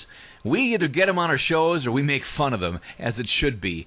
So check us out live Saturdays at 10 a.m. Eastern or forever on the podcasts on the 405radio.com. Hey folks, this is Sackhead Clint. I want to take this opportunity to thank the men and women of our armed forces, as well as our first responders, law enforcement, firefighters, and emergency medical personnel. Thank you for all you do. Thank you for making this country and our communities a better and safer place. God bless. Hi, this is Sarah Marie Brenner. You know, we often talk on the Brenner Brief about the fact that there really needs to be an organization to help people at the local level who are interested in running for things like school boards, city council, and other local offices. Well, I think I finally have the solution for you, at least for you women out there. It's called Politigal Network, Politigal Network.com. Their website's going to be launching mid-August, but they're already on Twitter at PolitigalUSA. I encourage you to follow them and become a member. Their goal is to be the #1 resource for conservative women. So if you love freedom, liberty, the United States of America, and politics, check out PolitigalNetwork.com or Twitter at PolitigalUSA. Hey guys, it's Sean from Sackheads Radio. I know I've said it before. Check out our friends at conservativeoutcry.net, but I really mean it. If you want interesting and exciting political commentary and analysis, that is the place to get it. Different, always spot on, always truthful, never pulling a punch. conservativeoutcry.net. Tell Rooster to get Bulldog back on and that Sackheads Radio sent you. And also, coming soon, the Sackheads Radio Forum on conservativeoutcry.net. Hey guys, it's Sean from Sackheads Radio. I want to talk to you a minute about our friends over at HomefrontHugs.com. They're an amazing organization of volunteers who take their time, effort, and money to take care of our troops overseas as they serve our great nation. HomefrontHugs.com. You can donate, write letters to troops, adopt a troop, you name it, you can do it. Help those wonderful folks who protect our freedoms. Go to HomefrontHugs.com. Tell them Sackheads Radio sent you. Hey, this is Sackhead Clint. I want to take this opportunity to thank our men and women in uniform of the armed forces. Hey, this is Sackhead Clint. I want to take this opportunity to thank our men and women. Hey, this is Sackhead Clint. I want to take this opportunity to thank the men and women of our armed forces, as well as our... God. You going to mention me this time? Thank you, Sean. You said mention you, right? Oh. You totally need to keep that as an outtake. Now back to Clint and Sean on Sackheads Radio, radiating elegancy and quality. And we are back from the break, last 30 minutes of the show. The phone number is 347-205-9399. Thank you to Laurie for a call. We get a really chance to thank her before the break. So you brought up at the break, and we didn't even I didn't even know this because I've been getting the studio ready and all the other stuff, which is why we had you locked in the closet doing research. Apparently something big happened in Egypt today. And did I miss it? I don't know. Did you? You tell me, because I didn't know anything about it until we were at the break a few minutes ago. And you were like, oh, did you hear about Egypt? And I said, no, other than the pyramids recently, which... Those were very recent. It's all relative, right? Yeah. I have no idea what you're talking about. You talking about Mohamed Morsi doing a power grab? Yeah, no, I don't think so. You liar. No, I'm just kidding. So, yeah, apparently Morsi just went for a huge power grab in Egypt, and there's riots. Celebratory riots? No, I don't know how celibate they are. What? Look, it's the worst violence since President Morsi took office, and he made a decision to give himself near absolute power. Weird. Right?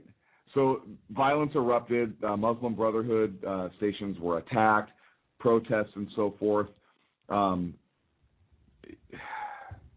Yeah. I can't see how this could backfire at all. Now, we got rid of Hosni Mubarak, who, through his faults, and I'm not saying he didn't have any faults, really kept that region stable. Well, I got a quote from President Morsi. Okay. He says, quote, "I don't like, want, or need to resort to exceptional measures, but I will if I see that my people, nation, and the revolution of Egypt are in danger." What revolution? Yeah, I don't know. So tens of thousands of activists went out denouncing him. Wow. They were. Didn't they vote for him? Somebody did. He was democratically elected, but now he's given himself near dictator powers. His edicts basically shut down the judiciary. The judiciary has been kind of the only one running opposite of him. They shut down the parliament because the Muslim Brotherhood led that. So the courts basically shut down parliament. So Morsi had the power of the presidency and the legislative power as well, but not the judicial. And so because the judiciary has been kind of trying to shut down the Muslim Brotherhood, their Mubarak throwbacks, his edicts basically shut down their ability to overrule the Brotherhood or to shut down the judiciary again. So by doing so, he now has the executive, the legislative, and the judiciary. And the military. And the military. Well, it's funny. Let's look at this. Which is weird because he just assisted in brokering a deal. I was just about to bring that up. Which, one of the things that I immediately thought of is, how much did we pay him to do that? Because he had Secretary Clinton over there. He just brokered the deal between Gaza to stop firing rockets at Israel. And Israel to stop executing their leaders. Right. For Hamas. It stopped Israel from just kicking their ass. Right. Essentially, that's what happened. And then a couple days later, that happens. That's bizarre. Yeah. It's almost like it happened for a reason. And I don't know what that reason is. I'm not necessarily willing to take a wild guess. But it's a dictatorship again. Yeah. The Obama. I'm curious to see how the Obama administration is going to react to this because they just got through praising him on Wednesday. Right. Well, yeah, it's a big deal. Yeah, for brokering this deal, and now democracy. He's the king of democracy. Hope and change, right? Arab Spring. So I didn't mean king. I'm sorry, I didn't mean king. Dictator of democracy. Yeah. So then he Arab Spring power grabs. So yeah, now he does a power grab, and now you essentially have another dictator in Egypt, but this one is a Muslim Brotherhood. Didn't we just get rid of a quote unquote dictator? This is just weird to me. I want to know what his play is. His play is to become a dictator. Well, seriously, what's his play? In the greater scheme, we all know the Muslim Brotherhood. We all know what they're about. They've been around for a long time. There are people that actually associate them. Ready for this? A little bit of history for you. Go for it. Associate them with the Nazis. Back in World War II, the Muslim Brotherhood, in some accounts, were worked with the Nazis, and they were considered part of the Nazi Party. Nazi what? Party. Okay. P-A-I-T, P-A-H-T, it doesn't matter. And actually, I just was reading an article about this the other day by a guy who was in the intelligence community for a long time and came out and said that. So it'd be interesting to see if he is doing this kind of like we would call it martial law in this country, if you will. In that country, I don't know what was going wrong. I thought they were on the rebound. I thought things were getting better there. Everybody loved this guy. That's why they voted for him. And now he does this humongous power grab. He essentially dissolves most of the government, except for the military, essentially. Well, the judiciary, he just basically just said, hey. Well, everything runs through me. Yeah. So that's a dictatorship. What a weird weekend. It is. So I'm really curious to see how the administration is going to respond. Now, the show's running tight. I think we spent a lot of time BSing and talking to guests. Something interesting happened with Benghazi. Yeah. So James Clapper came out and essentially... Who? James Clapper. Essentially came out... Clap on.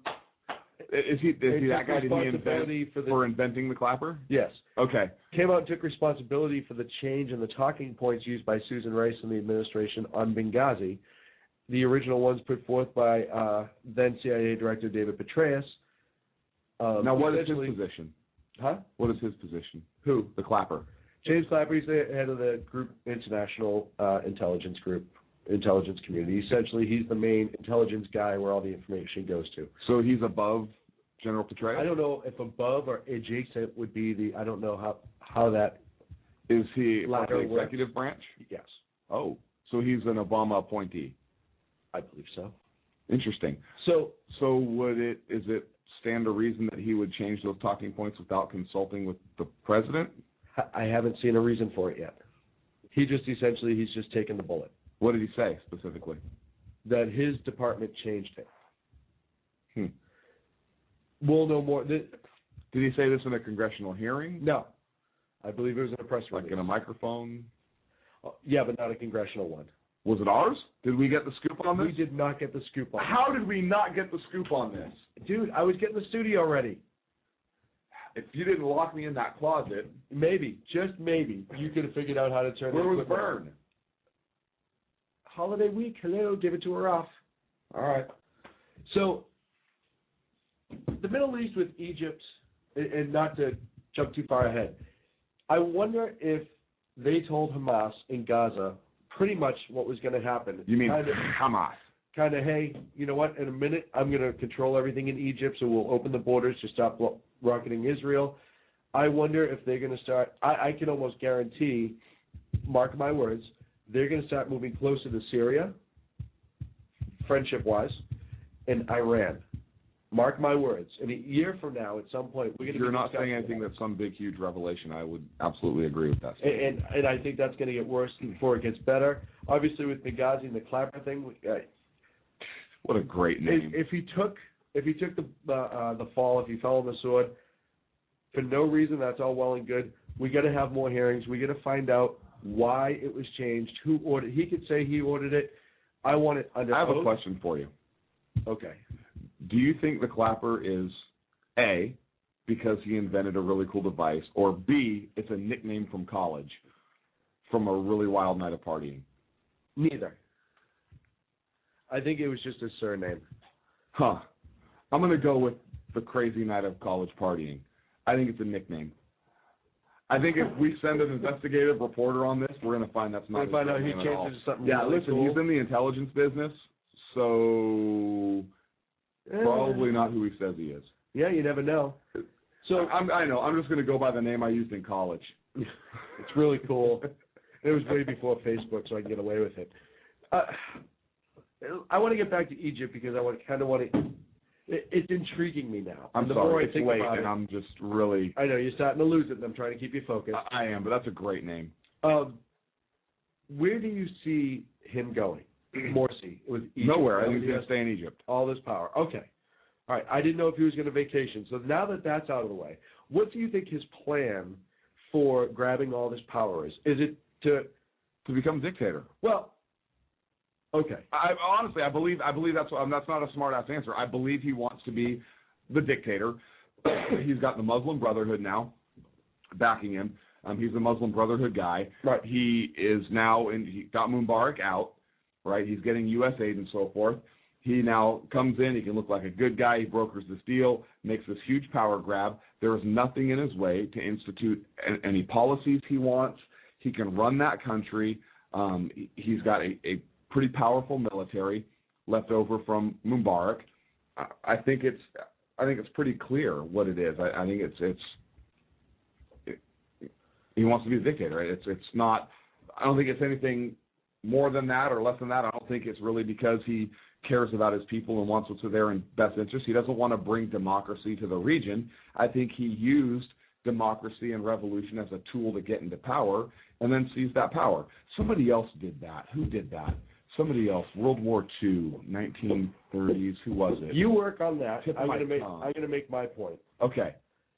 Do you think that the Egyptian people, having just been through this revolution, the Arab Spring, they got rid of Hosni Mubarak, they all stood up and said, we don't want this guy anymore. He's just hurting us. He's oppressing us. We don't have the freedoms we should have. He's essentially a dictator, and that's not good. We want him gone. So they got rid of him. Right. Do you think... With the Obama administration cheering him on? Yes, absolutely. Well, cheering on the change, the removal of Mubarak. That's what I'm talking about. I don't think they officially ever cheered on the Muslim Brotherhood. They congratulated them. I'm sorry, Morsi. They congratulated him when he took office.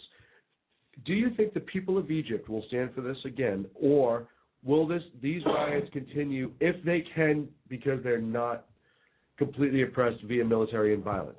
Do you think that they will push and say, hey, you know what? Fool us once, shame on me. Fool us twice, shame on you type thing where, no, this isn't going to happen. We're going to push you out. We're going to... I don't know that they're powerful enough to push him out.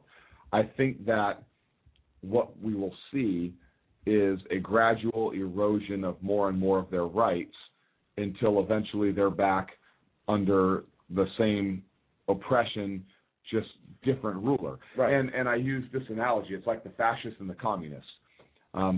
Both the same end of the political spectrum where you have total government or total tyranny, but on one hand you have a fascist government like Adolf Hitler, and the other hand you have a communist government like Stalin.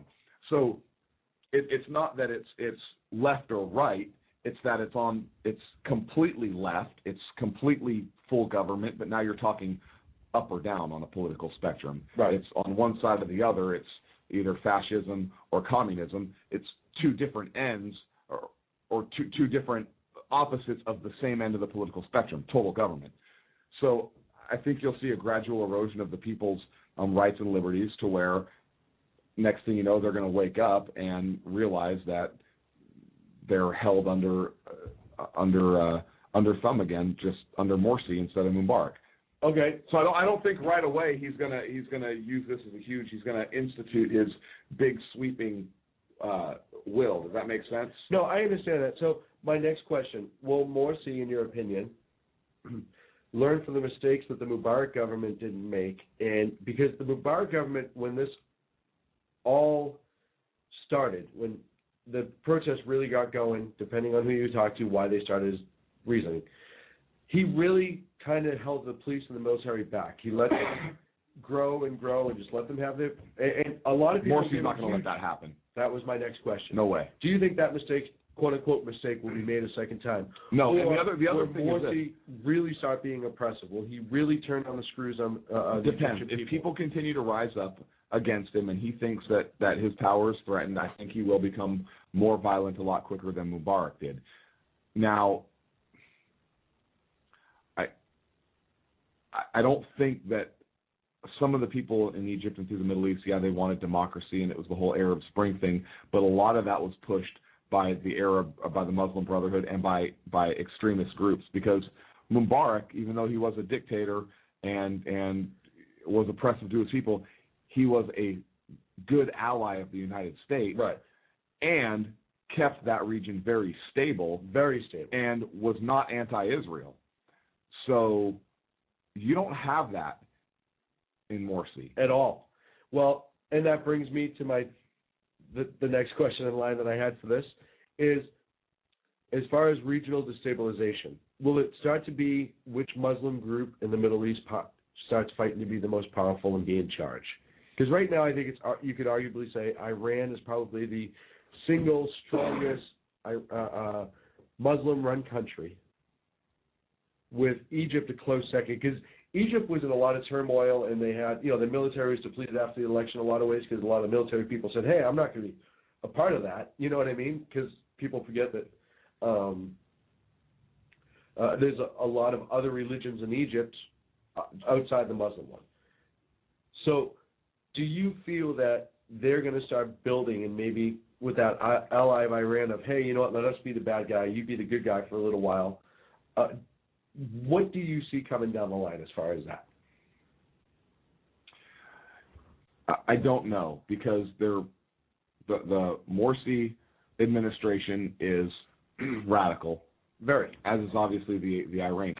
I think that the Muslim Brotherhood, they believe in jihad and Islamic extremists, but the Iranian government wants to bring about the coming of the 12th Imam. Right. I don't know that Egypt is that batshit crazy. Well, I think that the Muslim Brotherhood is jihadists. I think that they are absolutely anti-American. I think they're anti-Israel, but I don't know that they want to bring about the coming of the 12th Imam like Iran Ahmadinejad does. Well, does that make sense? I think they could band together in order to try and wipe Israel off the map. This is where I'm going with this, and my speculation is that Egypt's going to create all this controversy and all of a sudden start to become the focus of the United Nations, the United States, Israel, because what's going on there? This is happening, that's happening. A week ago, an IAEA member from the United Nations turned around and said, hey, you know what? Iran's getting a lot closer to the nuclear weapon than everyone thinks. Yeah. They're still pursuing it aggressively.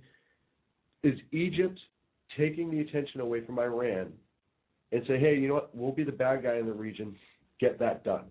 No, I think Egypt will align itself with Iran if and when the war happens.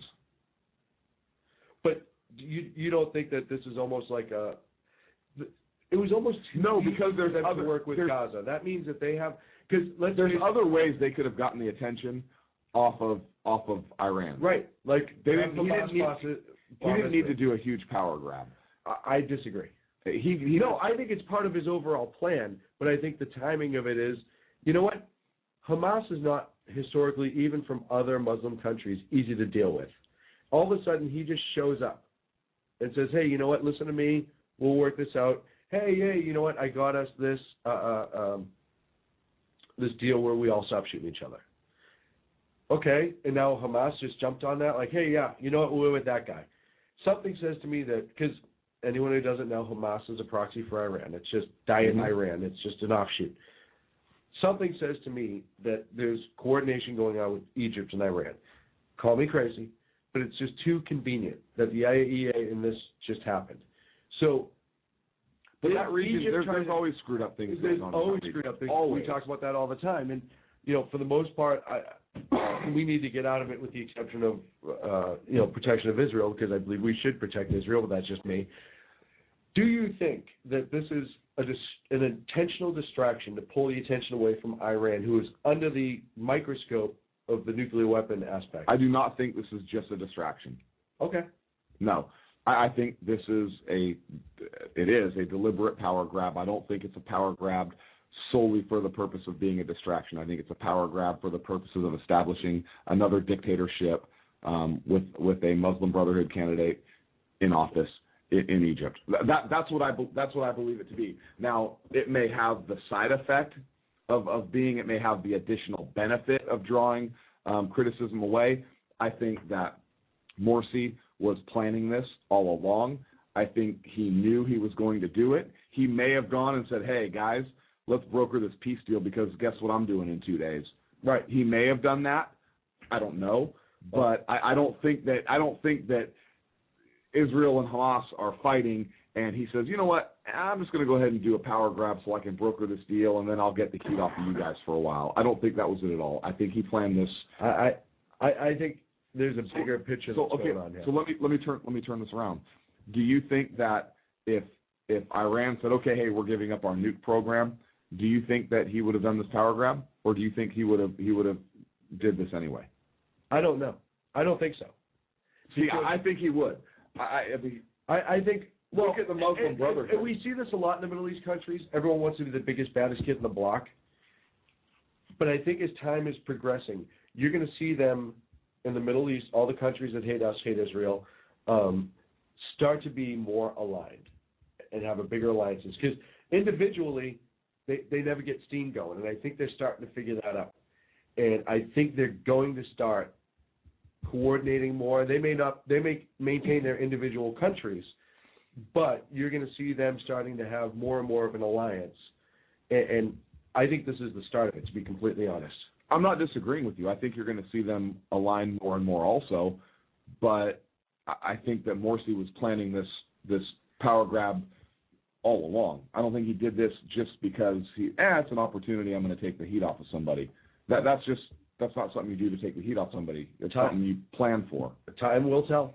Time will certainly tell. Why don't we take the last call, and then we'll clean up the show because we get about 5 minutes left. All right, quick call. Hey, caller, you're on the air. Yeah, hey, this is Nathan in Orlando. You guys were just talking, and you reminded me of something when you were talking about, one of you had mentioned there's no difference between Morsi and Mubarak, but you said at least Mubarak was our friend. We could work with him. He was still a dictator, but you just explained. You just gave a great example of Gaddafi. Gaddafi, when they started doing that, taking Gaddafi down, I heard talk radio spitting out this crap about. He's a dictator. He's doing all these bad things to his people. And I emailed these people and told them, I dare you to find one piece of history on Gaddafi that he was mean to his people. He was a terrorist. He's an evil man, and he knew he supported terrorism, but he was not bad to his people. They needed to get him out of there so the Muslim Brotherhood could get another country united against Israel. Well, with Gaddafi, like you said, he was a terrorist. He did a lot of things outside the country. He had the quote-unquote typical Muslim dictator rule of law in the country where if you were of the chosen people, you were okay. And just in a lot of these countries, the poor people, the people who are considered infidels or whatever, are beaten and abused, but it was not beyond what happens in the region anyhow. And not only that, but what I'm saying is Gaddafi was not. What I was saying is Gaddafi was not Ahmadinejad or a Saddam Hussein, as far as towards his people. Yeah, no, I don't know if he was necessarily as hard on his people. I don't have those facts in front of me. He was ruthless with people that opposed him, but a lot of dictators in the Middle East and anywhere for that matter, Pol Pot, any dictator of that area was rough on his people. And Gaddafi left us alone. Reagan kicked his ass in the 80s. And that was it. And that was it. Gaddafi sat down. He's like, yeah, I'm done. I'm just going to go ahead and But it's funny. Do my thing. All these other countries that we start to have these little problems with here and there, and we take this light hand, and all of a sudden nothing gets done. And I'm not warmongering by any stretch of the imagination. I don't want to go to war, but it has been proven in the past that you kick somebody's ass who deserves it, and you do it right the first time, they disappear for a while. Because at the end, you remember, Gaddafi was actually starting to become a little bit pro-American, at least outwardly. Yeah. Like the schoolyard bully. Yeah, he was out of his mind. I mean, this is the guy who came to America. Are you kidding me? And he wanted to. No, I'm kidding. He wanted to rent the entire Central Park to have all of his tents put up. The female bodyguards, the outlandish outfits. He went and talked to the UN for 2.5 hours about nothing. I mean, he was this side of telling one-liners at the UN. Like, the guy was batshit crazy, but like you said, he didn't necessarily kill his people as regularly as a lot of people made him out to be. He did, however, for a long time, support terrorism against our country and Great Britain, Germany, all those, so there was something to be said about that. Same thing with Mubarak. Hey, you know what? He wasn't an angel by any stretch of the imagination, but he kept stability in the region. Gaddafi kept stability in the region, whether you liked it or not. We have to watch ourselves when we get involved and we make these choices to go in and get out other people because the grass is quote-unquote greener. We as a nation have a history of doing this recently where we find out, oh, you know what, maybe that's not, and now this guy's even worse, and it's scary to me. Yeah, but see, the thing is so far we've made friends with the dictators that basically we can negotiate with them. Obama's making friends and establishing those who are going to be united against Israel. So that's where the peace in the region is going to drop off of the map. I tell you what, though, I think that like when Hillary went over there a couple of days ago and she does this speech as if she made it look like, hey, the ceasefire happened because I came over here. But I'm going to tell you the reason the ceasefire happened is Israel stomped a mud hole and walked their butt dry. No, I agree with you. I think Hillary. I think if anything, Mubarak kind of almost touted her out there. Like, look at what a puppet I can turn her into. I'm sorry, Morsi. Yeah. She came all the way over here, and now she's standing off to my right. But you know what? She flew all this way, and I'm the one with broken it. I got to clean up the show. We got to finish up. Thank you for the call. Okay, it was a great call. Take care. So, we do have to watch of who we put into power and who we take out of power. We shouldn't be taking exactly. It should just be what happens when... Especially people that have been good allies to us. And it's another example of this Obama administration's failed foreign policy and the fact that I believe their policy has destabilized the world, specifically the Middle East. Viciously Absolutely. in the Middle East. Okay, we have 3 minutes at the most, so I want to talk about something lighter. We have 2 minutes. Okay. I don't want to talk about this anymore. All right. It's making my head hurt. Okay. And we're done in 2 minutes. Are we going to go have a beer down the street? We certainly are. Really? Yeah. Nice. So what are your plans this weekend? You know what? I'm going to take it easy this weekend. Are you really? Yeah. I had a long week. I put up a ton of Christmas lights yesterday. I know. This office looks great. Thank you very much. You're welcome. You know, after all this, you know what? We moved. We had to get all the furniture set up in here. It's been a lot of work, and it's been exhausting. So I think this week I'm going to relax. I'm going to prepare for next week's show and kind of take things in stride. What about you? What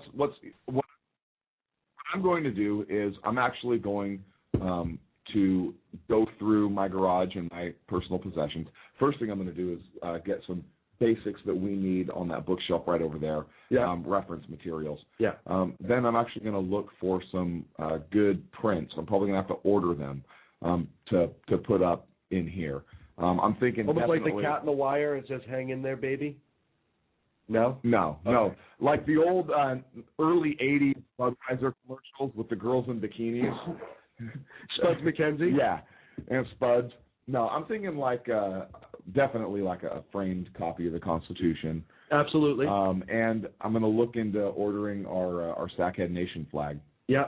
And as far as the reading list, if you have any suggestions for what you think we should keep around here, email us, fanmail@sackheadsradio.com. No, don't. I already have a list. No, I want to see what everyone. And we're going to share our reading list. We're actually working on the new website that should be up in a few weeks. We're in a new studio. We're getting stuff done around here. We do have a suggested reading list that we've been working on for a while. So we'll get that on the new website. We will get that out probably after the first of the year. So it's a great show. Thank you very much for joining us. We'll see you Thanks for all your calls. Friday night, 10:30 Pacific time. I think that turns into Wednesday Eastern time or something like that. Hawaii time. I don't. 2 hours behind. We will see you next Friday night on the Sackheads Radio Show. This is Sackhead Clint. Sackhead Sean. Have a good night.